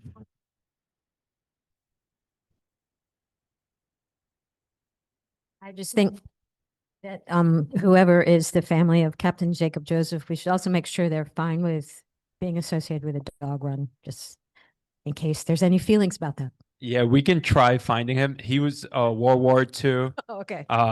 War veteran that died in the Pacific. He started one of the first yeshivas on the Lower East Side, and so maybe we can reach out to the yeshiva, but it'll be really hard to find immediate family, but we can try. I just don't know if like moving from a playground to a dog run would upset anybody. So just mentioning that. Sure. Thank you. So for those folks who are online, can you please raise your hand? And we'll go to the folks online. So how many hands do you see raised? So we'll go to Andrea, who spoke before. Andrea, if you could unmute yourself and speak. Yes, I apologize for interrupting before. Thank you, committee and Chris. Back to the dog run, and I know it's very difficult to change plans right now, but is there any way that we can expand the Corlears Hook dog run and into that area, which I think is slated for a playground, since we have this gorgeous playground at Pier, right before Pier 42. And then my other question, because that Corlears Hook playground is extremely hot and dogs and people are burning their feet and paws, I did some research and found some paint called Cool Deck paint, which is dog friendly and it's great for dog runs. If we could somehow purchase that and have either us volunteers at the Corlears Hook Park paint the dog runs, or have the city do it.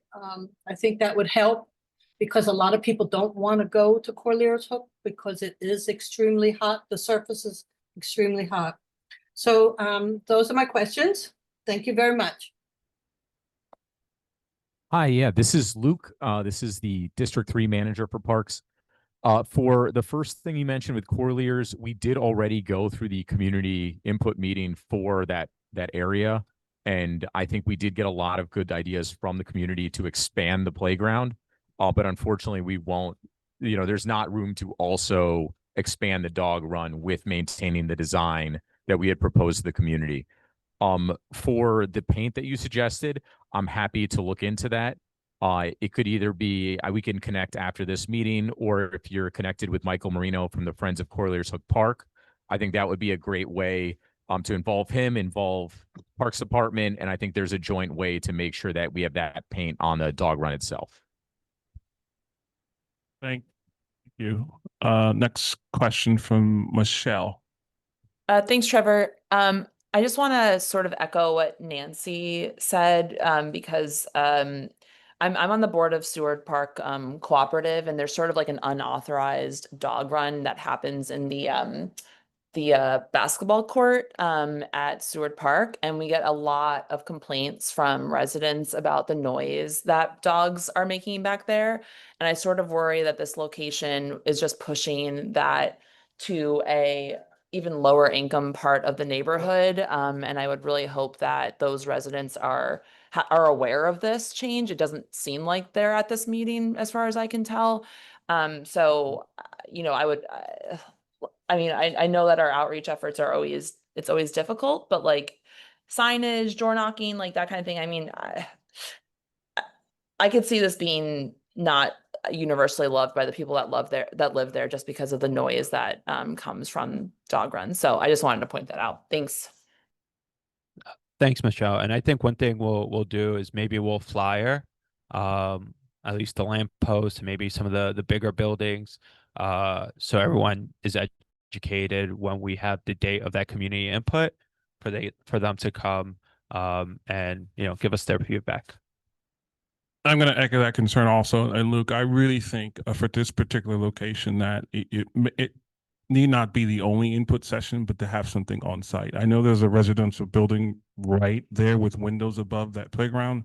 I think it'd be very crucial. It doesn't have to be the only input vision, but just to have some flyering that there will be one, but just to talk to people in that neighborhood.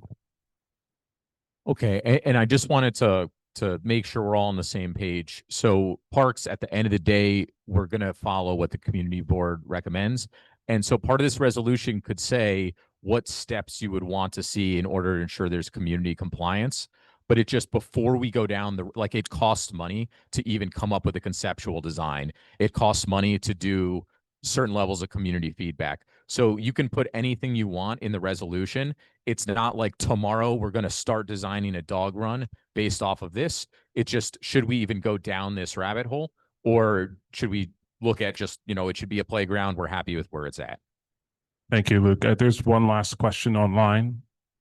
I'll go to, go ahead. I'm sorry. It's not a question. Forgive me. I'm joining the meeting late. I just wanted to voice my very strong support and for this measure, and really appreciate that it's being considered. Seward Park resident. Thank you so much. Right. Thank you. I apologize for the microphone. So there are two members from the audience who'd like to speak.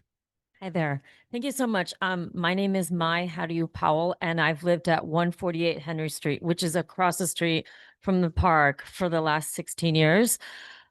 The dumping is so unfortunate. We have watched it. My husband and I live on the third floor, so we have line of sight into the park. It's like we're like a drone that's been above the park and watching the sidewalk, the dumpage. And when I moved to the Lower East Side from Brooklyn 16 years ago, there were children there. I would sit in there and read books. It is littered with needles these days. It is unbelievable. And I've been in there to try to talk to some people to get them help, to just make sure they're not dead. It's very, very scary. Yes, the lighting is weird. There's like a weird corner where everyone goes to defecate. I'm not kidding. There's a lot of I've just seen very unfortunate things happen. I will say, as somebody who lives across the street, the noise that comes out of there now is horrible.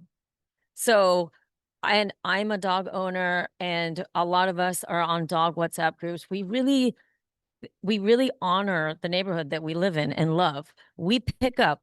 I apologize for the few people out there that don't pick up. I'm sorry. But I want to just say that I think when I talked to Councilman, I said, I would love to be part of a steward committee, because I know that would be very easy to get going. People in my building we've been talking for years about what do we do about what happens across the park. And it is so loud in terms of the fights, the music, the shouting and the screaming that happens late at night. People jump over the fence even after Parks locks it. People try to, spend many nights in there. And so there's a lot of ways where you can get great community input and make, the dog park be like closed after certain hours. I mean, and the stewardship committee in the neighborhood, on the street, in my building, we are very eager to be part of the solution. And I do think that I'm going to ask you to wrap it up. Just sorry. okay. The extra size of that sidewalk, right? I've seen like multiple tents show up, people completely passed out, littered. So it's the dumping, and then there's obviously a lot of people in pain. And I know we can't change the size of that sidewalk. Yeah, I know, but your neighbor behind wants to speak, so I want to make sure Oh, we sorry. get some Yeah. time. But anyways, I just want to say I'm on board with the stewardship. I'm okay with lights because right now that's better than nothing. And the noise right now is so bad. Like that is the least of my concerns for a dog run. Thank you. Everybody, Akil, I've been living in the neighborhood now for about 2 or 3 years. I'm really excited about this. I have a beagle, and there's nowhere for him to go in that neighborhood. The only other dog park in my area is, what is it, Collier's?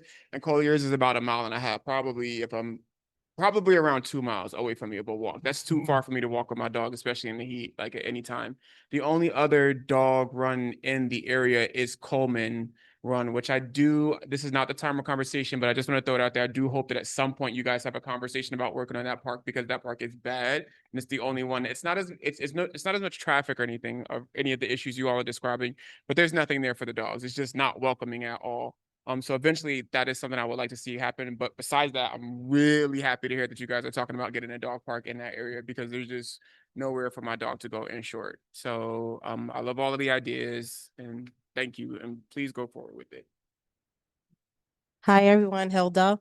I'm also here in support of the dog run. Thank you so much. Thank you, Bianca, for starting this movement. I also want to echo what Akil just stated. The Cherry Street Park is in terrible shape. It does not have much traffic, and unfortunately, it does encourage I guess what you would say, trespassing of other areas, surrounding areas, for our dogs to run freely, including the baseball field that's directly next to it. So I take care of a lot of the dogs in the neighborhood. I am in support of all of these amazing ideas. One thing I wanted to bring up is that a lot of the parks in the Upper West Side, Upper East Side, outside of the Lower East Side have off-leash hours. Again, this is not the time or the place to discuss this in full capacity, but if that can be in the discussion in the future, because off-leash hours is something that we are not privy to. It's a luxury that we do not have and that we desperately need in the meantime, while this is still under discussion and construction, or until something else is done for our dogs to run freely on grass, not pavement, not hot concrete, not hot cement, on grass. Is that the last one? Yeah, okay. I I let her speak. Yeah, hi, thank you. I started a petition. I live really around the corner here. I know. And yes, and I know Bob from the garden. It's online. Sorry, the Zoom people. Yes. All right. So we were discussing, because I got a bad accident and I'm partially disabled now, and my dog is my service dog for PSTD and a lot of other things, and I had to walk a lot to get there, and I don't feel my feet, I don't feel my left arm. I don't know what I'm doing with the microphone. And Bob said that since the 80s, he's trying to get a dog run inside of Rudinsky Park or down to Seward Park. It's been work, and then the dog, he has no dog no more, and a lot of dogs passed meanwhile. So he was really happy to know, and I'm talking because I'm talking for him too, and he's not online. And a lot of people I talk to, they are people that are lonely and they have dogs. It's not a gentrifying. A dog is a companionship. And it brings people together. And I got to know so many people, because a disability isolates me a lot. And it's been fantastic to talk to people. And that's why I got all those signatures, because in this year, that's what I did. So I would like to see the community together to make understand it's not gentrifying. Obviously, it's good to talk to everybody to see if they're on board, to bring them in, and to clean areas, because dog owners are not scared of bad dark corners. Tompkins Square Park is so dark at night, and we still go there. So we want to make it happen. Thank you. Let me just add, though, it's not necessarily just the dog run itself. It's just that someone can say, well, why don't you just fix up the playground? It's been on our district needs for, no, I know, just so people could use it. And now it comes in, now it's being used. Why wasn't it fixed before? No, I know, I understand. I remember Seward Park came to the community board, and there was many visiting sessions for that, and they didn't want a dog run. from that design, it was like they didn't want a dog run. But I'm going to continue. Val, how many more from the committee? Because I want to get a consensus about how we feel, because we could talk about the little particulars for all night, but I just want to get a consensus. Val, you want to use the microphone so the people on Zoom can hear you? Okay, one, I think I heard you say needles, because I kept thinking, wait a minute, as dark as that is, if you're doing drugs, that's the place to go. I mean, that's the place to go. So, is there something that can be done in terms of lighting? Because half of, picking where you're going to shoot up some drugs is about a place that's kind of dimly lit, so that's one, is can we do something like now in terms of needles and in terms of lighting, because that, like I say, that's generally speaking where you go to shoot up, is someplace where it's not lit well. And the other thing that I didn't quite get between what the two of you were saying is the money that's allocated now or whatever, is that just for a dog run, or is that for anything that Parks wants to do in the park? Because that's what I didn't get between this.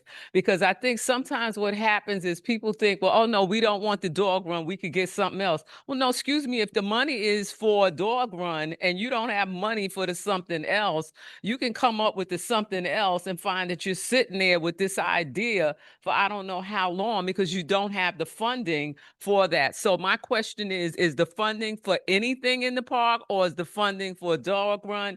And in terms of these needles out there, is there some way to put some lighting now to diminish, okay.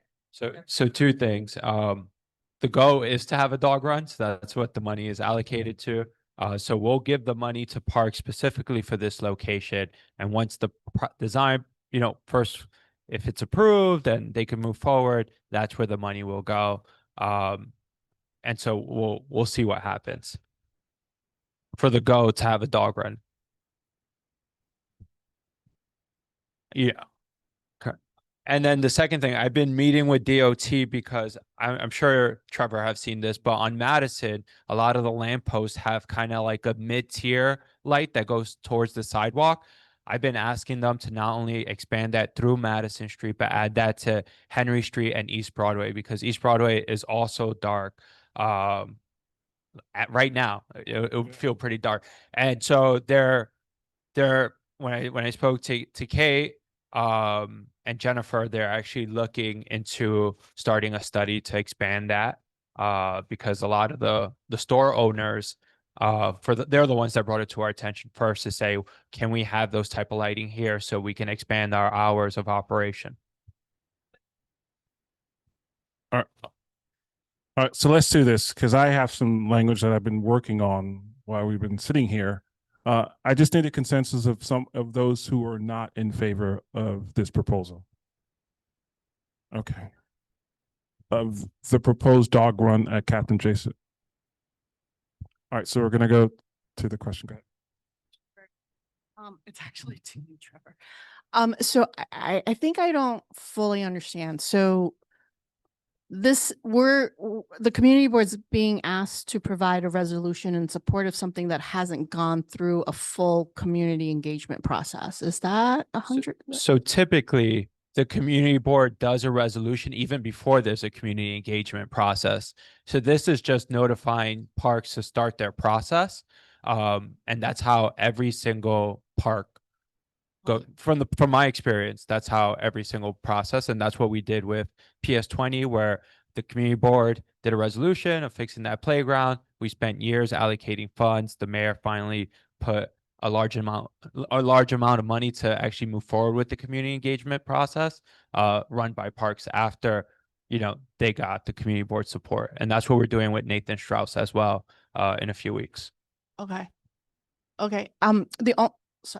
Only thing I really want to stress, because I feel like there's something that's like, I don't know. Anyway, from some of your comments, is in terms of the community engagement, I really just have to say on site, because I don't think everybody will have Zoom and all that email capability. Thank you. All right. Yeah. All right, thank you. She asked for on-site engagement. Yes. as opposed to just Zoom, to actually go to the park and in person and do all, like parks used to do. Just at least I remember. So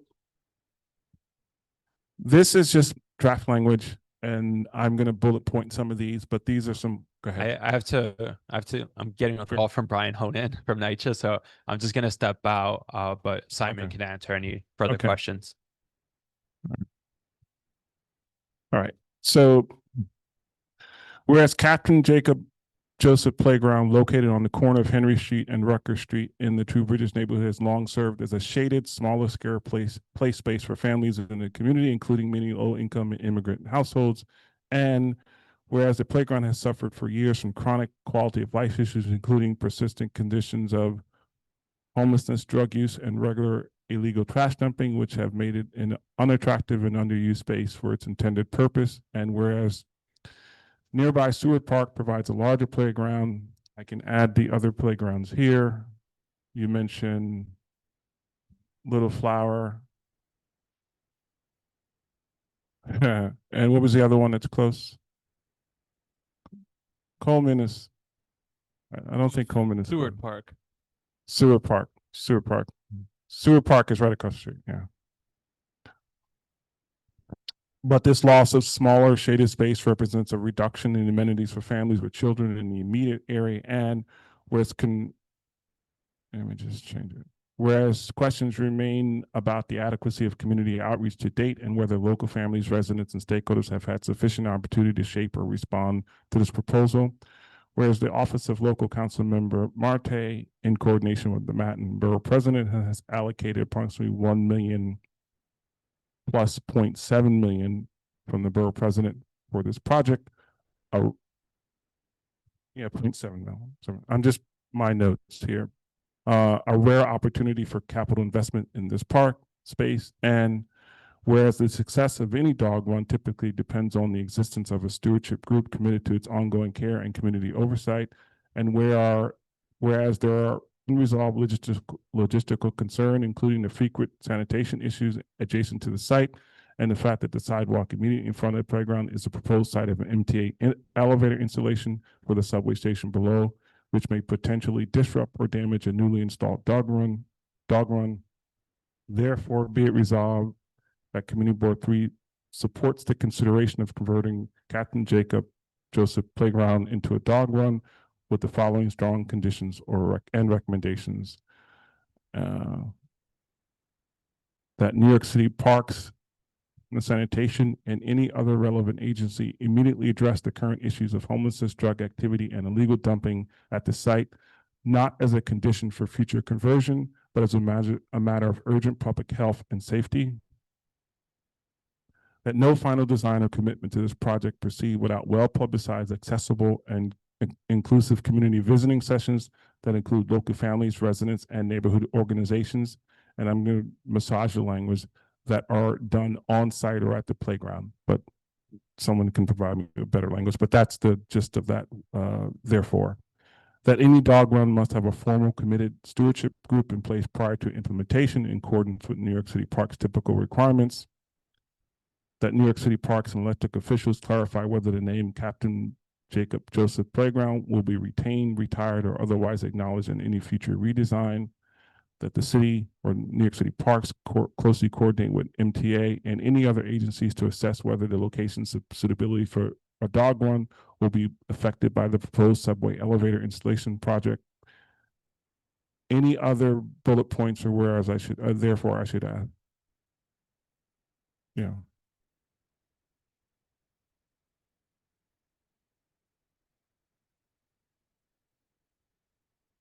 I'm going to add that the Parks Department comes back to Community Board 3 with any engagement results and before proceeding with design.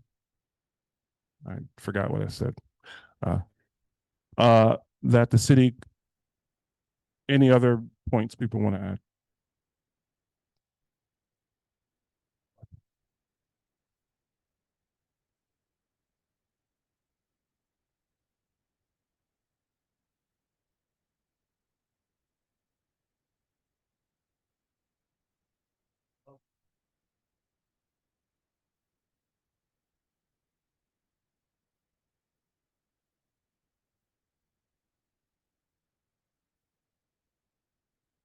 Right, so they're gonna come back with it, yeah.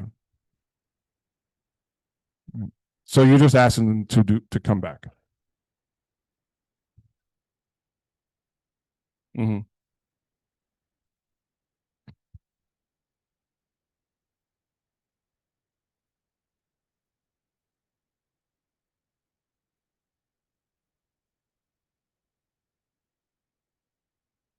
Okay, I will get that somewhere. And I want to emphasize to Parks, and I know Marte has left, that I really like to see some effort placed to getting that place cleaned up, at least with the trash issue in front of. It's pretty easy to find out, and I can tell you right now, one of the local businesses right next to it also puts their trash there at times. It's out of control, but I think that needs to be done first, especially for people who live there, and it can be done. It's not something that I know. I've worked with Susan, and we couldn't move the needle at all, but hopefully we just didn't. We couldn't get any progress, but hopefully, I know PEP is strained in further resource, but really we want to see something done. So I'm going to add and be it therefore we here. We were told by sanitation that they no longer do the program where they try and investigate who's doing the dumping. But maybe for this location, that might be necessary. I mean, I don't understand why it's not done anymore. Ask the folks who are here for the dog run, who live in that area, I mean, I know Marte has left, is to reflect that. That's my walk home. I live a block away from there, and I walk past it every single day. That if you could talk to Marte and get some work, and I'll check it every single day to see if any progress has been made. And be it therefore resolved that while Community Board recognizes the opportunity provided by capital funding and community desire for improved amenities, Community Board 3 supports the conversion of Captain Jacob Joseph Playground into a dog run. Well, hold on, we got to vote. That's my. So I'm going to do a roll call vote.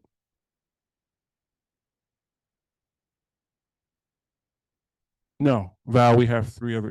We have three other. Yeah, okay, let's do a roll call so we can move on this. Yes.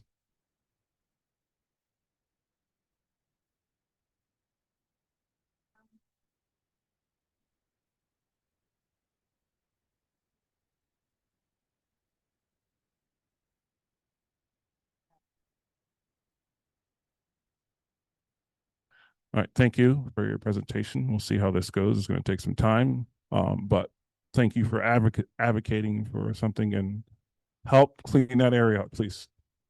All right, so we're going to move to the next topic because we have two more agenda items, including one person who's online right now. So if we could pull up that person online. And if you're, we ask if you want to talk to please leave. We have two more agenda items to talk about.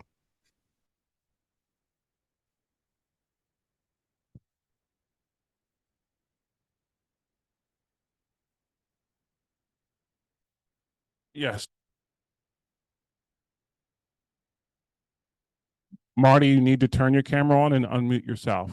The next. Yes, I'm Okay. sorry about that. I thought you may have been referring to my colleague from the Parks Department, but thank you very much, Trevor, members of the committee, as well as Susan. Thank you so much for having us this evening. I do apologize for being on Zoom. I had to be out of the city to deal with some family stuff. But anyways, good evening. My name is Marty Fatu. I am your borough commissioner for the borough of Manhattan with the New York City Department of Environmental Protection. I know I've met a few of you in person and through emails, but it's really an honor being able to work for New York City, to work for the DEP, and most importantly, to serve you and your communities. I guess I'll quickly go into the presentation as I'm aware might be a little stretched for time here. But before I do get into that, I just want to give a quick overview of the DEP. We are a city agency. We're not the EPA, right? I think a lot of people get that confused. Sometimes it can be confusing. We are an agency of 6,200 employees. a lot of our employees are actually based up at our watersheds in upstate New York and in Westchester County. And then, of course, we have thousands of employees here serving New York City directly. We are your water provider. We're the nation's largest municipal utility in the country. And we also enforce noise. We actually just did a big noise meeting with industry stakeholders within Community Board 3. Thank you, Susan. That was yesterday, a great turnout. We're involved in Resiliency, which I'm going to touch on a bit, kind of going off of what Ethan had brought up this evening. But really, our bread and butter here in Manhattan is our water and sewer operations, keeping the water mains intact. A lot of our water mains are, over 100 years old plus here in Manhattan, and it really is a full-time job for all of us. So again, thank you so much for having us. I am going to get right into it. I'm going to share my screen. Trevor, do you want me to turn my camera off so I'm less distracting, or do you want to have both on at the same time? I'm afraid to answer that question, but I think off. Okay. As long as you're sharing screen. Absolutely. All right. Let's go. Oh, yeah. Let me go ahead and do that. We're going to go here. And then I'm going to click over into the presentation. Sorry. Here we go. And then. All right. Flooding 101. Flooding 101 is a citywide initiative, which our commissioner, Rit Agarwal, wanted to make sure we shared with every single community board throughout throughout the 5 boroughs. So get right into it. We have 3 types of flooding in New York City. Let's start with stormwater, groundwater, and of course, unfortunately, we know Community Board 3 is very familiar with coastal flooding as well. I think, hope that the group here I'm talking to tonight is all. I hope we're all on the same page that climate change is real. The National Oceanic and Atmospheric Administration, aka NOAA, has reclassified our city as a humid subtropical climate. So that means, exactly what we're seeing, right? Sudden, powerful storms are bringing more intense rainfall to our city. And then, of course, the 3 bullets here are the 3 heaviest rain events in the last few years. We'll start with Henry, where you saw 1.94 inches in an hour. Of course, Hurricane Ida with 3.15 inches in an hour. And then the September 29th, 2023 severe weather event. I remember I was with the city at the time with City Hall, and very familiar with that event. It really affected Park Slope, as well as parts of East Elmhurst, as well as other parts of the city. But we did have cars underwater during that rain event. So of course, these can be made worse, right, in the coastal area. So, for example, where we have multiple bodies of water, sea level rise in the tidal cycles. Another issue that definitely affects the Lower East Side and the East Village, and we know this because Humberto, who's also on the call this evening, our head of community relations here, we get these 311 complaints a lot of times here in Manhattan. And those are sewer backups and overflows. So 60% of our city has combined sewers that carry wastewater from your home and stormwater from rains. And of course, during the storm, sewer systems can get overwhelmed, right? There's too much water coming into the system at the same time, and it's over capacity of what our pipes can handle at one time. And of course, I think most know what happens here: backups, manholes, catch basins, and then, of course, sewer issues with the sewer basement connections, as well as overflows into local waterways, which then, of course, we have to call our colleagues at the state, the DEC, once we get into waterways there. I do want to bring up a quick solution to this. I'm really happy to announce, I know that many of you are aware, we were able to secure millions of dollars in capital funding throughout the city to make multiple upgrades to our system. One of them being the Canal Street pump station upgrade, which we are currently going hard hat excavation on between now through the late fall of this year and beyond. That's a little below Community Board 3. However, the ability for Canal Street to be able to pump double the amount of water it's pumping now, it's going the results are going to be immeasurable. I think it's going to help us tremendously throughout the borough with those capacity, with that capacity being lifted a bit more. Groundwater flooding. Just an hour ago, we were dealing with a groundwater flooding issue very close by. Some areas of the city, right, we have naturally high groundwater. And after we see a lot of heavy rain or back-to-back storms, ground's really wet, right? We see a lot of ponding, different things like that. And then water seeps to its own level. That's how it kind of seeps through the cracks of buildings. And, looking at, neighborhood like the East Village or Lower East Side, we have buildings that are old, right? Even if they've been retrofitted or remodeled, right? They're still old. There's still cracks. There's cracks in new buildings. So that's something that we constantly deal with. And I know you as homeowners and renters take the brunt of, unfortunately. Tidal coastal flooding.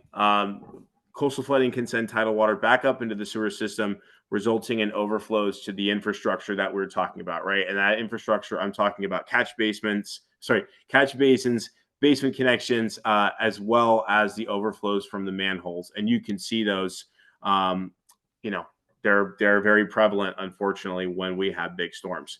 So tide gates, which we'll hit on in a little bit, and I know they were addressed a little earlier in the DDC presentation. That keeps the ocean water or the river water out of the system during high tides or storm surge.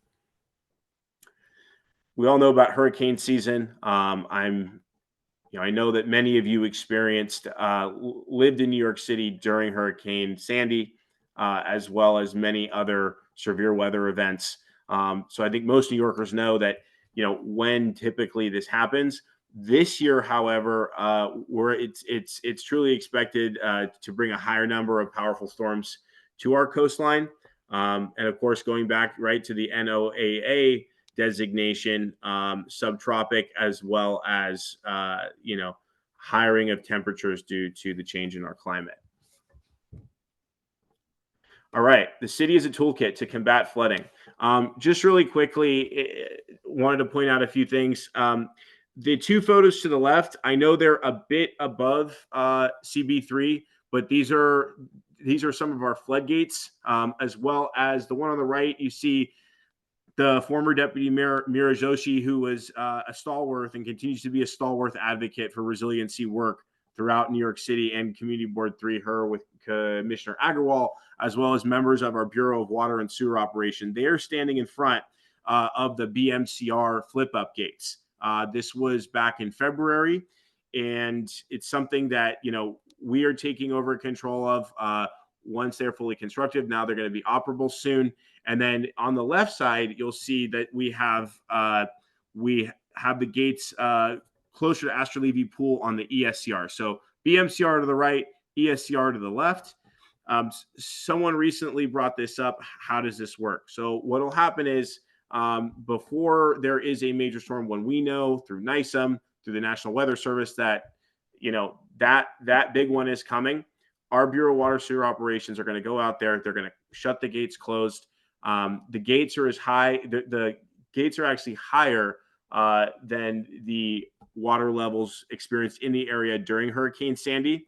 And it's our hope that these barriers and these gates will be able to protect the east side of Manhattan from major flooding. Of course, nothing is completely secure, but I do think these major pieces of infrastructure coming in to secure the area will make us a lot more resilient.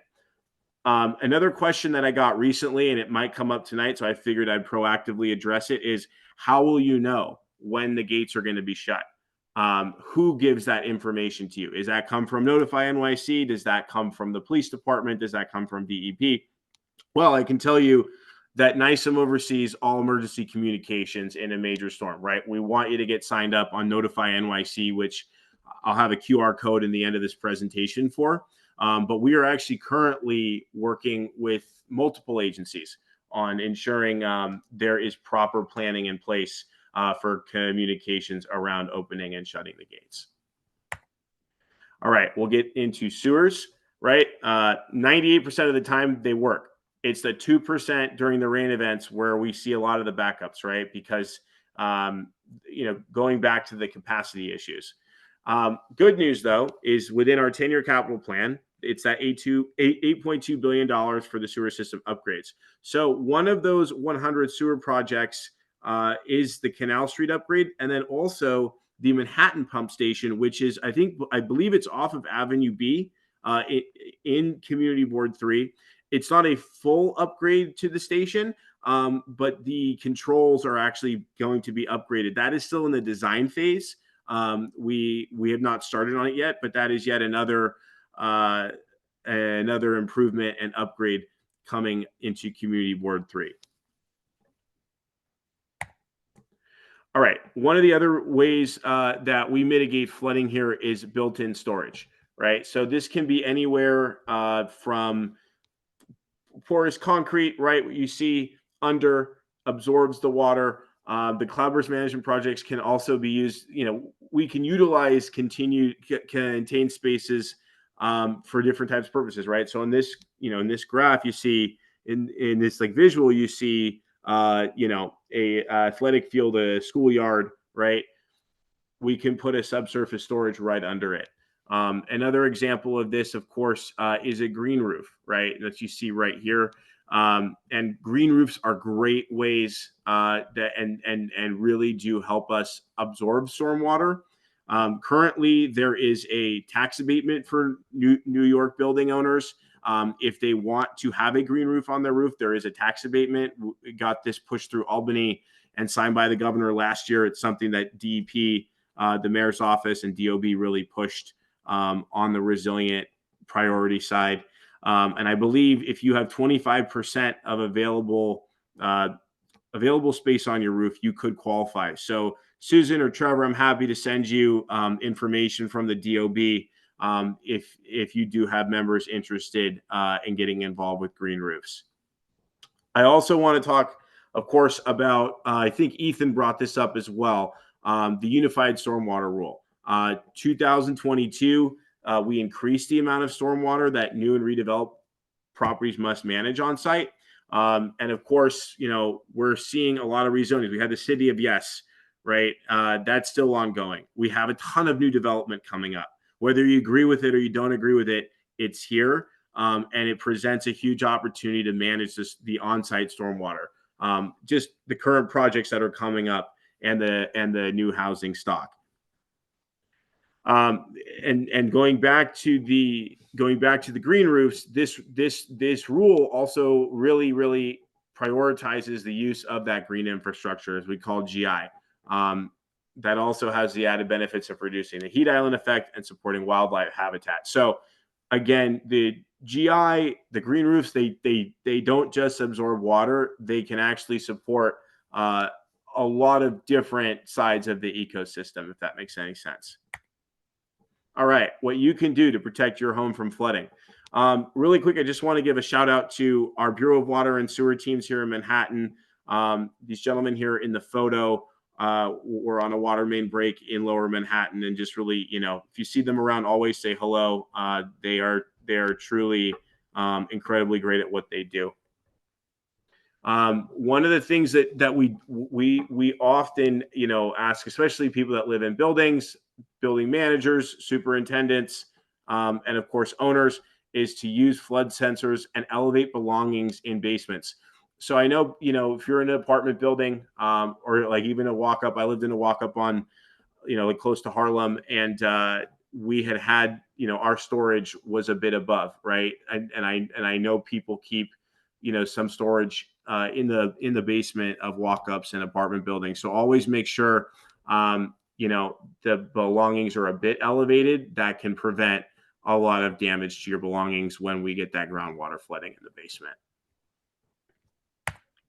Sump pumps. So using a sump pump is very helpful to remove flood water. Of course, it can only do so much for a certain amount of water, but for groundwater flooding, for leaks, things like that, sump pumps are incredible. It also detects rising water, and it will, right, like in the basement pit or a drain, and it will push that outdoors. And the pro tip here of the day is to be sure to use pipes or hoses that extend 10 to 15 feet beyond your building. Another thing, is flood insurance. The NFIP is the National Flood Insurance Program, so they have offerings for both home buyers and home renters. I definitely will be sending a link to Susan and Trevor after this presentation.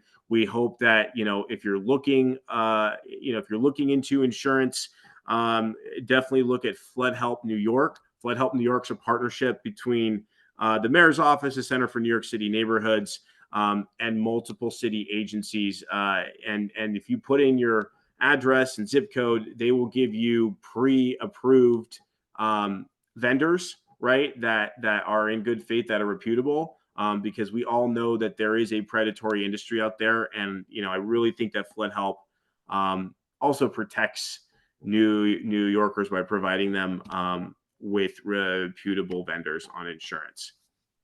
There's also a Disclosure Act that just came through about a year or two ago. Assemblyman Carroll out in Brooklyn sponsored the bill. Essentially, a home buyer, someone's going to go buy a home or rent a home or apartment or condo. There has to be flood damage disclosure now. That's something that, the DEP, RIT, Agrawal, other people also pushed for last year. And we do think that will protect home buyers and home renters alike. Got to know your evacuation zone. Trevor, let me ask you a question. Do you know where your evacuation zone is? Anywhere out of New York City when there's a storm. Yeah. So the best way to be prepared for the possibility of a hurricane evacuation is to know your zone and plan your destination travel routes ahead of time. If we see something major coming in, if you can get out of the city safely and you have the resources to do so, definitely a good idea. But always remember to subscribe to Notify NYC. Monitor your smartphone, news, radio. City officials, we the city will tell you when to evacuate through the media and direct warnings like Notify NYC. And of course, evacuation is a last resort during a serious threat to public safety. If anyone wants to quickly scan the QR code, I'm also going to send this to Susan as well to disperse. Definitely want folks to have this information.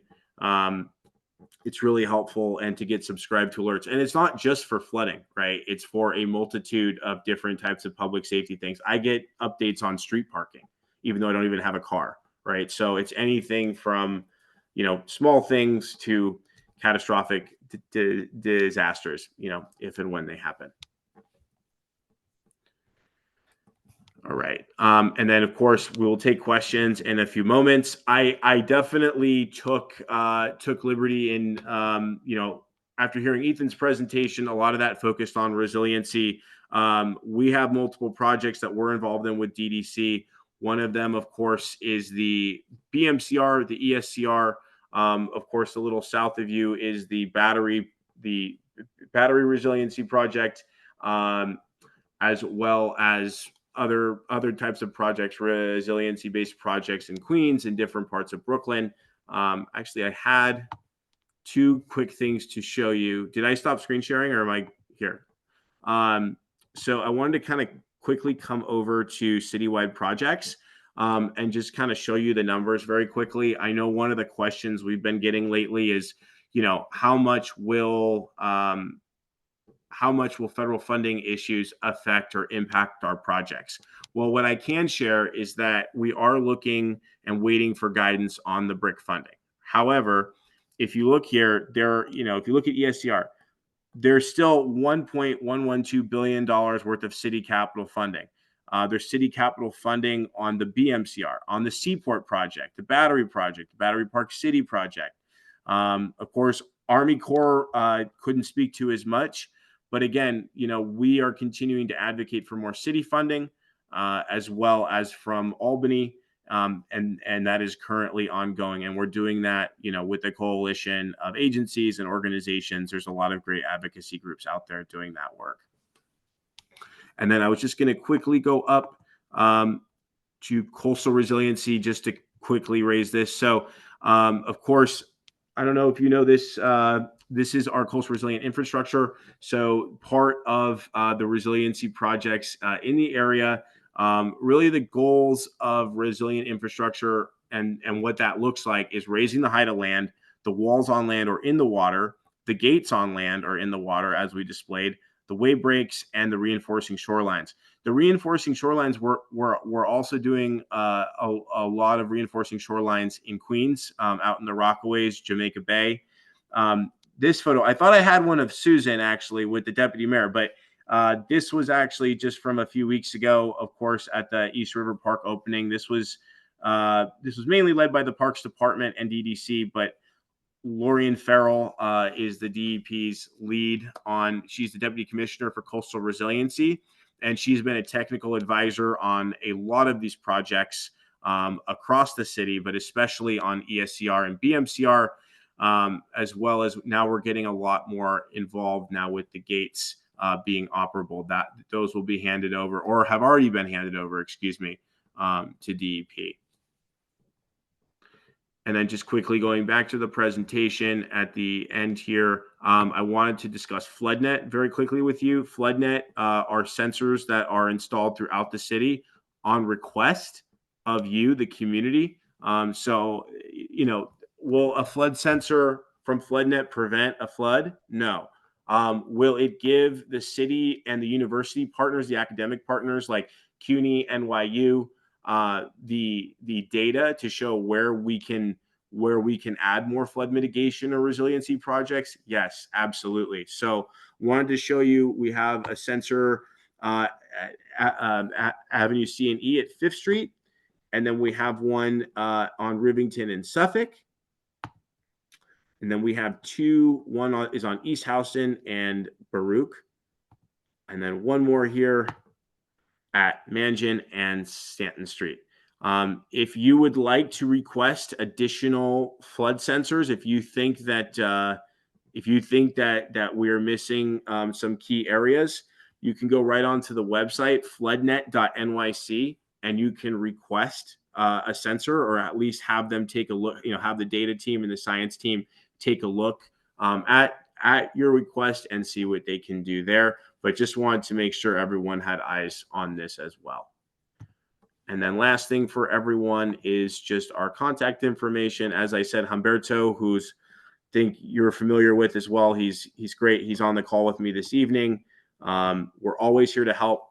One thing I definitely want to, emphasize is always flag stuff for Humberto and I. We always work with John, who's our Manhattan Director of Field Operations, but we really encourage the public to contact 311. All complaints, related to DEP, whether it's water, sewer, noise coming from bars and restaurants, and also asbestos, different things like that. That all comes through 311 that gets routed directly to us. Humberto and I work on those every day. And if you still have an issue, we'd love to hear from you. Still, send us an email, and we can even help you put in a 311 request as well. It actually helps us keep track of things to make sure that they're responded to in a timely manner. Of course, we'd love you to follow us on social media. We are NYC Water across multiple platforms, and as well as a YouTube channel. Pretty cool stuff that you see here in the city, but then also with our upstate watersheds that supply New York City with the champagne of drinking waters. All right. Thank you. All right. Thank you, Marty. We're going to scan our committee for questions. It's 9:02 here PM. So I want to make sure we can get out of here on time. So any questions from committee members?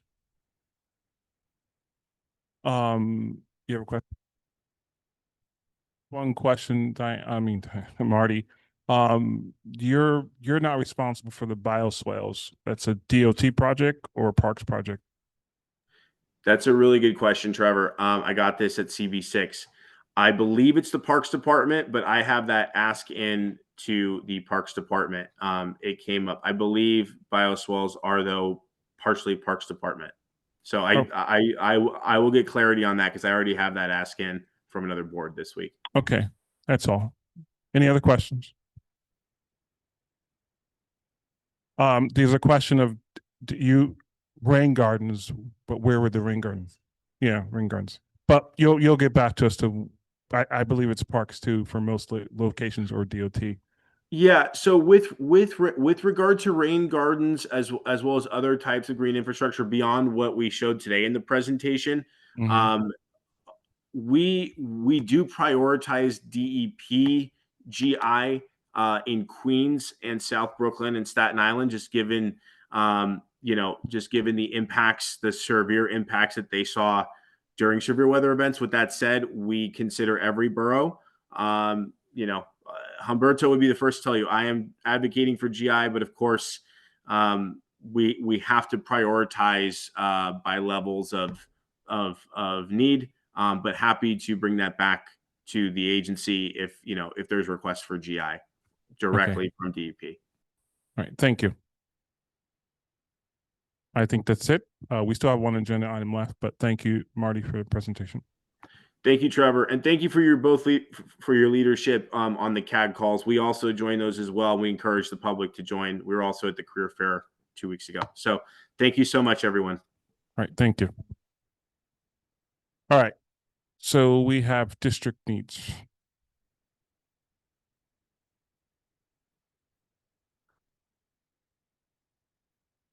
Updates for the district needs that we have.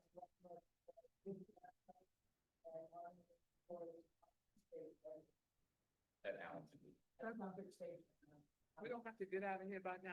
Yeah. We'll get out of here soon if we can. Go ahead. Flying around. It must be sweet, baby.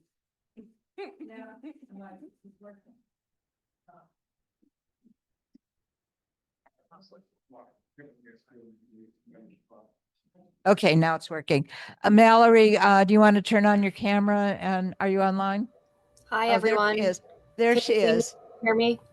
Yeah, we can. So this is actually updates that we asked for our district needs. So this is beginning of our district need section on the 2 updates you're going to give to us. Sure. I'm also joined here by David Cerrone, who's the Assistant Commissioner for Business Development and Special Events. I'm not sure what the Zoom capabilities are. He's not on as a panelist, but he should be able to interject or add a comment if necessary. I don't know if he needs to be made a panelist to do so.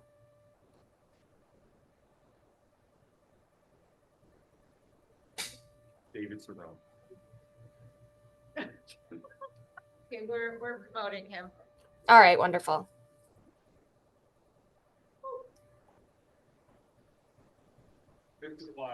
All right. Hi, everyone. It looks like David's in. First of all, I'll introduce myself. My name's Mallory Mrozinski. I'm the Senior Coordinator for Business Development and Special Events here at Parks. And like I mentioned, I'm joined by David, who's our Assistant Commissioner. If you'd like to say hello.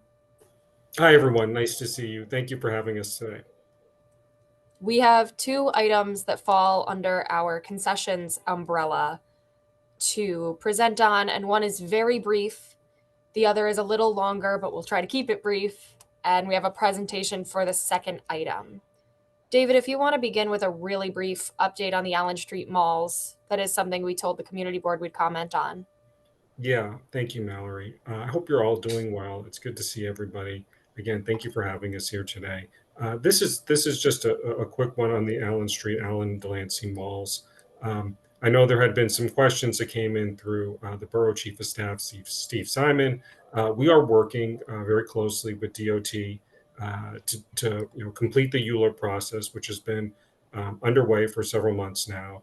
We expect to have that resolved this calendar year, and then we expect to proceed with a new RFP for the Allen Delancey Street site as shortly after that as possible. So things are moving. ULURP is a relatively lengthy process, so we're still going through that, but we are making progress working with DOT, and we do expect to have it completed this year. Can I ask a question? So on the ULURP process, has the community board that already come to the community board in the past? I believe there has been some correspondence about that. I'll check in with our planning division If we haven't gotten to that point yet, we will be coming to you. But I know that there are experts in our planning division at Parks, and we're coordinating with DOT. So we're following all the appropriate steps that we need to take, and we will. If we haven't gotten back to to you, it might have been through a different committee. But if we haven't done that yet, we will indeed be doing No, that. it would not be from different committees. So we just want to make sure it's not a last minute thing. We often Absolutely. like a pre-EULA presentation, so we don't have everything given to us all at once and then told to vote on it in 5 minutes. Understood, Susan. Yeah, we'll make sure, Thank and we will be in touch with you. Just call you directly or email you just to let Thank you know you. when to expect us.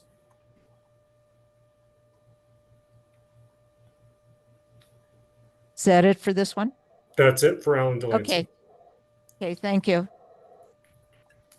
Our next agenda item to talk about is the Baruch Bathhouse and our recent update on concession solicitations. So I will just share my screen.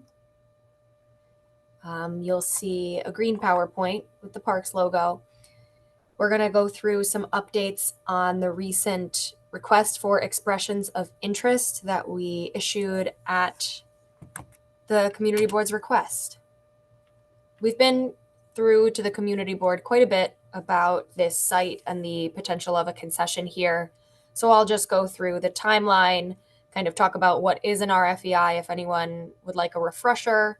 And we did receive a proposal in response to this RFEI. So I'll be able to talk about some of the components included there. To review the timeline of engagement here, we've met with the CB quite a few times beginning in March 2018. And thank you for having us and always listening to us. We really appreciate the partnership that went into all of this, these many years of effort here. The first time we issued an RFEI, which is a request for expressions of interest, was 2018. 2 responses were received, and we took that as an opportunity to further the community engagement and gather feedback from a community task force. We hosted 4 meetings over a couple of months, 2018 and 2019, to talk about the responses we received and how those responses might inform an RFP. So ultimately, in September 2020, the RFP was released, and we did receive 2 proposals and chose a highest rated proposer who we brought back to the community board. Unfortunately, the funding was not secured. When we communicated that to the community board last summer, a resolution was passed to re-release an RFEI. We did so earlier this year, received a proposal in May. We met with the respondent, the proposer, and we're here now. So I'll just take a moment to say we do want more information from this proposer. We want to find out more about what the community board wants to see and whether there's interest in moving forward with an RFP. But at this point, we are presenting the information we have. Our priority was to get back here to present and to share our information as soon as possible. If anyone needs a refresher, this is the area we're talking about. There's a parcel at the Baruch Playground that is owned by NYCHA and leased to the city to be operated as a park. The area in yellow has been envisioned for part of this RFEI, and you'll see the smaller area in red here is where the Baruch Bathhouse currently sits. We did receive a proposal in response to the RFEI, which is great news. This proposer, the idea comes from 2 New Yorkers who have experience in construction management, and demolition within the city. They also have a personal interest in padel. If you're not familiar with padel, it is a racket sport similar to squash or tennis that's played inside an enclosure where you volley it back and forth. You volley the ball back and forth, but you are encouraged to hit against the walls or the ceiling as well. It's very high energy, very fast paced, and very interesting to watch. So these proposers would like to introduce the new sport to the Lower East Side by way of a year-round padel facility, open daily with affordable court time, in addition to some non-padel programming to engage folks who might not be padel players or big fans of padel. So those additional amenities include pickleball courts, an outdoor fitness area, food trucks, a pro shop with public restrooms, and a garden area.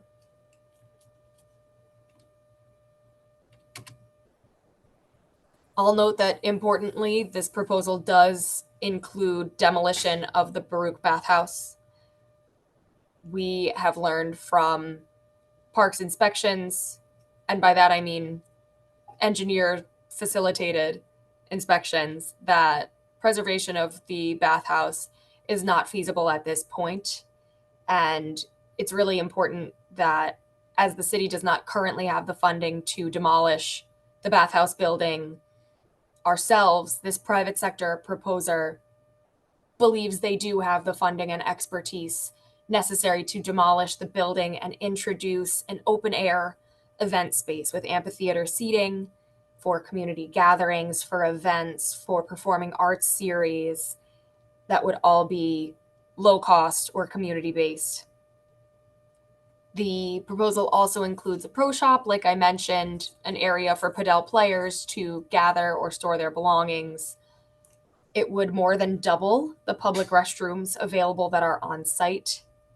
And they'd also envision bubbling the courts, which you see at a lot of our indoor tennis concessions, where a bubble goes up for the colder months and comes down during the warmer months.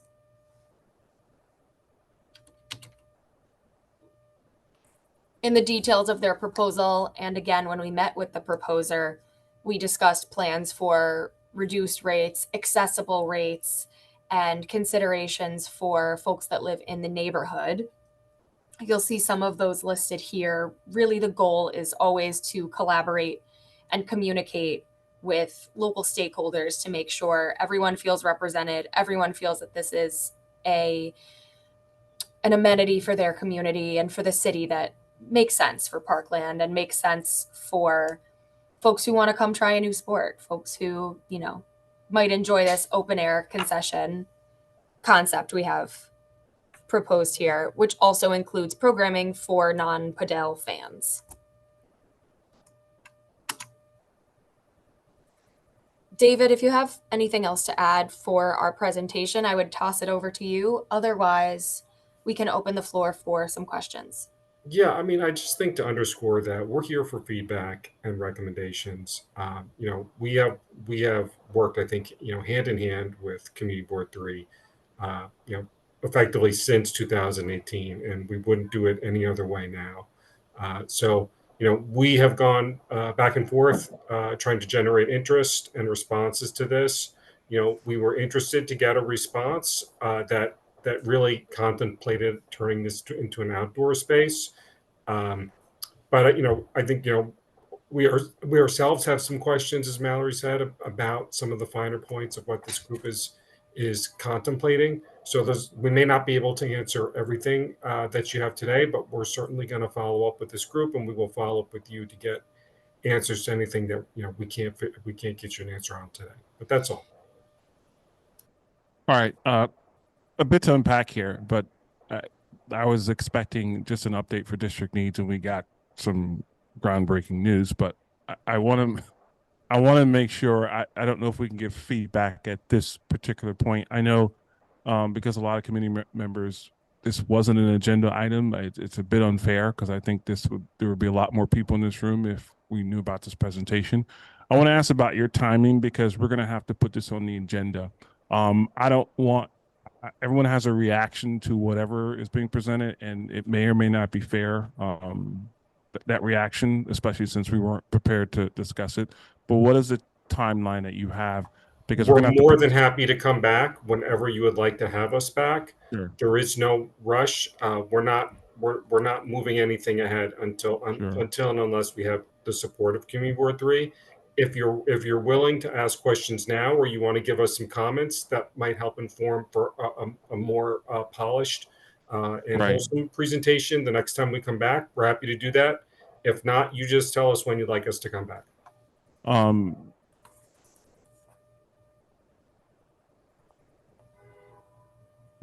on one second. I'm going to suggest we can't do this July.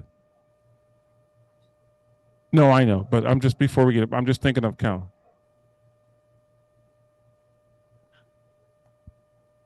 No, they haven't started yet. But I'm just trying to think of.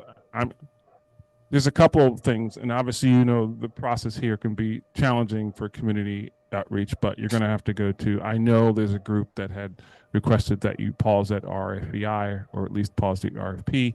That you need to speak with that group. I think. I'm not sure if we can get this on July. Yeah.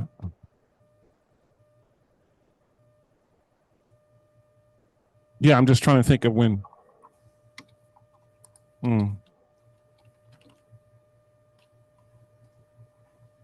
Yeah, I'm hesitant, and I know we have questions to. I really don't want to have a discussion or comment. I know, but this really isn't an agenda items.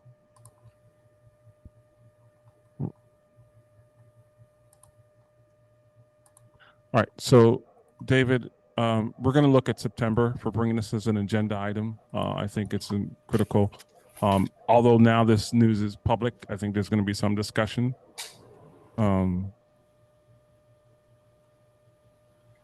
That's fine. We'll see. We'll be back in September. Hold on one second. I'm all right. Let's do this from the committee. Now that this information is out there, do you think we should do this in July or September? Which one? It's either July or September. What's your answer?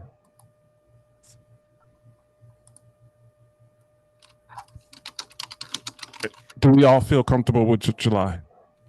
So if we'd like you to come back next month, if that's possible, I can put you early in the agenda.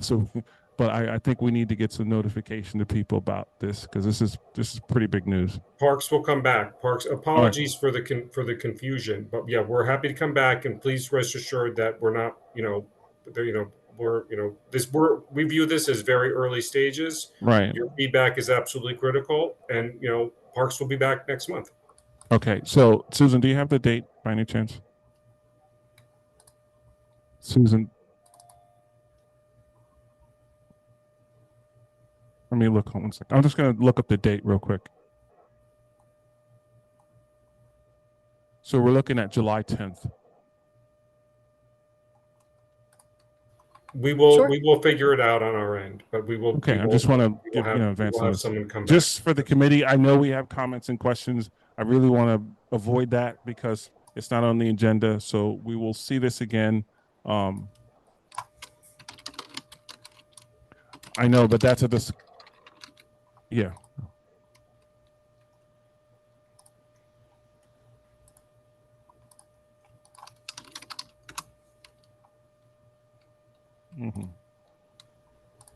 Yeah. So let's do this. David, thank you for the and Mallory, thank you for this information. We'll bring you back in July. As an agenda item, I'll make sure I put you early so we can have a discussion about this. Sure. David, just one question. You mentioned the ULERP for Allen Street malls. Just be aware that we don't meet in August. I don't know what the timing is for that ULERP because we haven't seen anything on it. I'm going to talk to Antonius and Colleen in our planning division and Parklands team, and then we'll get back in touch with Susan and we'll let her know. But look, if you're not here in August, then it won't be in August. It'll be when. Yeah, but like I said, we really don't want just a presentation on a ULERP and then vote on it at the same time, because it's just we need to be thoughtful about it. So I will email you, Susan, and just tell you Fine. where we are, and then Super. you can tell us what timing you would like in terms of That's when you'd great. like the Thank you. package versus a vote. Thank you very much. I appreciate it. All right, thank you for the presentation. We're going to continue our agenda item regarding district needs. We had discussed this before, previous month, committee members. So we're going to finish up because it is 9:25. But thank you, David and Mallory. Thank you. Thanks again.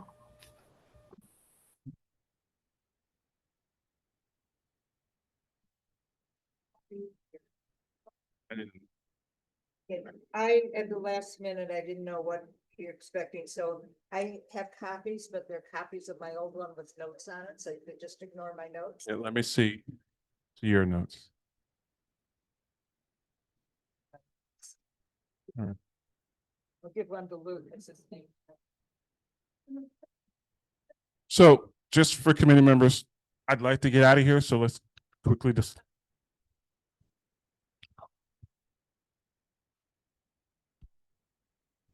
All right, let's go. All right.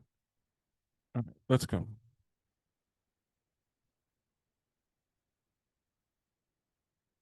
right, so we're not going to go over what we already discussed, only the changes.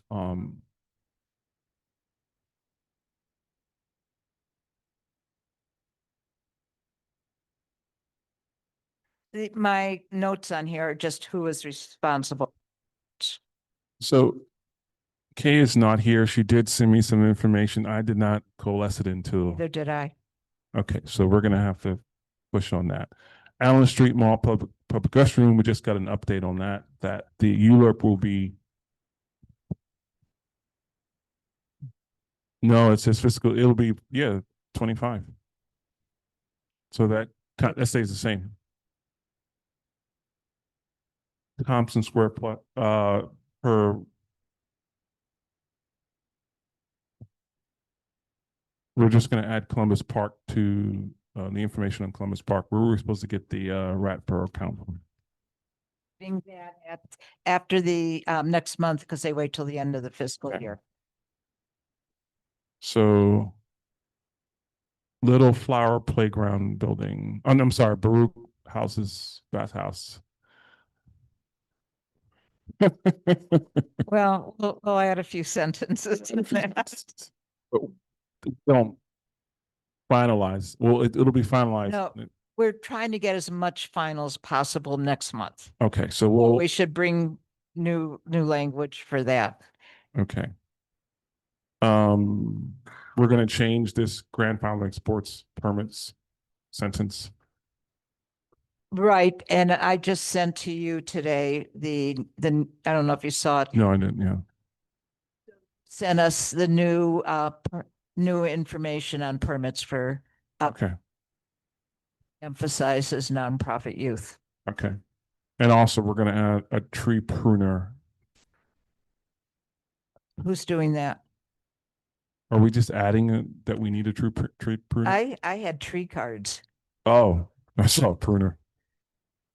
Oh, well, I'll add tree guards to here. Okay. Let me put this as Trevor. I don't know why I said tree.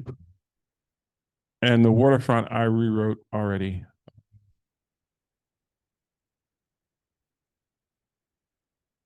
Somewhere. Yeah, somewhere. No, it's he. I rewrote it. I don't have a copy of it. So what it just says is Trevor to strengthen.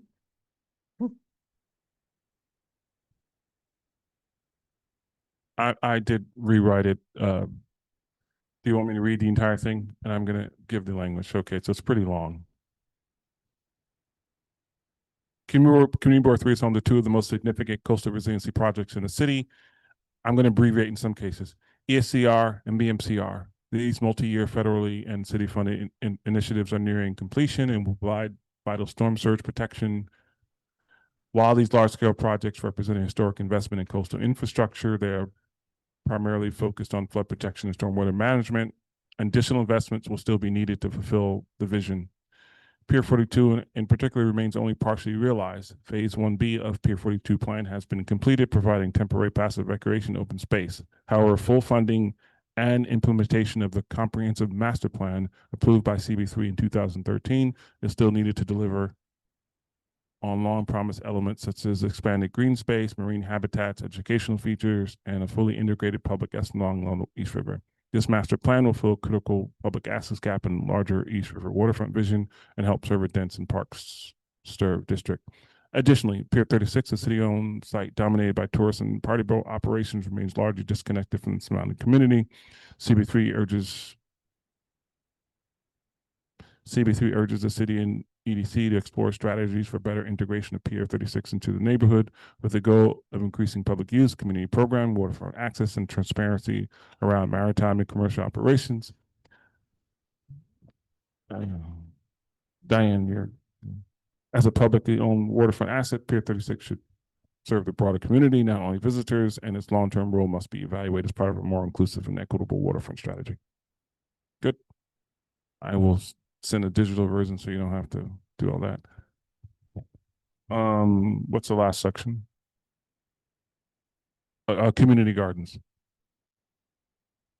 I rewrote it. I don't want to read this entire thing. Oh, man. Community gardens.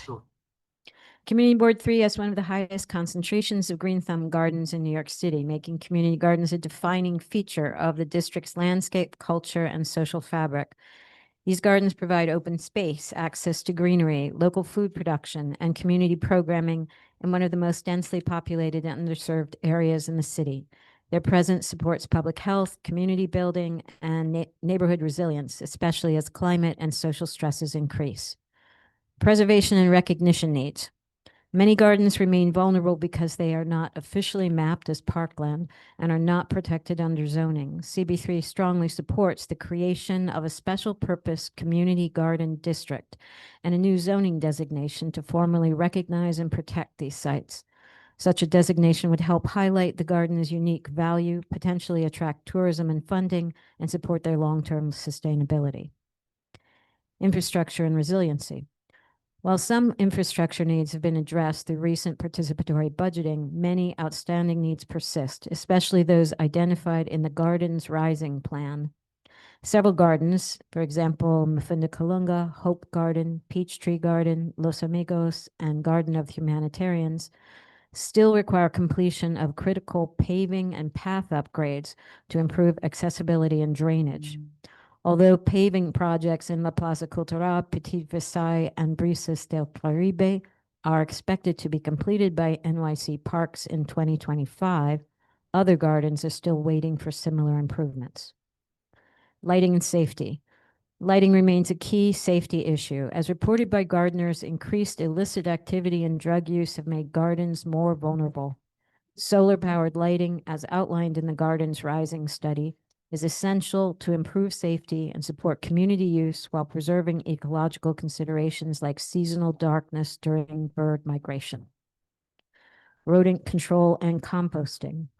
Rodent control continues to be a pressing concern across gardens. Past successes in rat abatement were linked to the now suspended community composting programs. CB3 encourages the rebuilding of composting infrastructure as it plays a key role in improving soil quality, reducing food waste, and suppressing rat populations. Community programming and education. CB3 continues to support educational, environmental, and cultural programming in gardens, especially for youth, seniors, and low-income residents.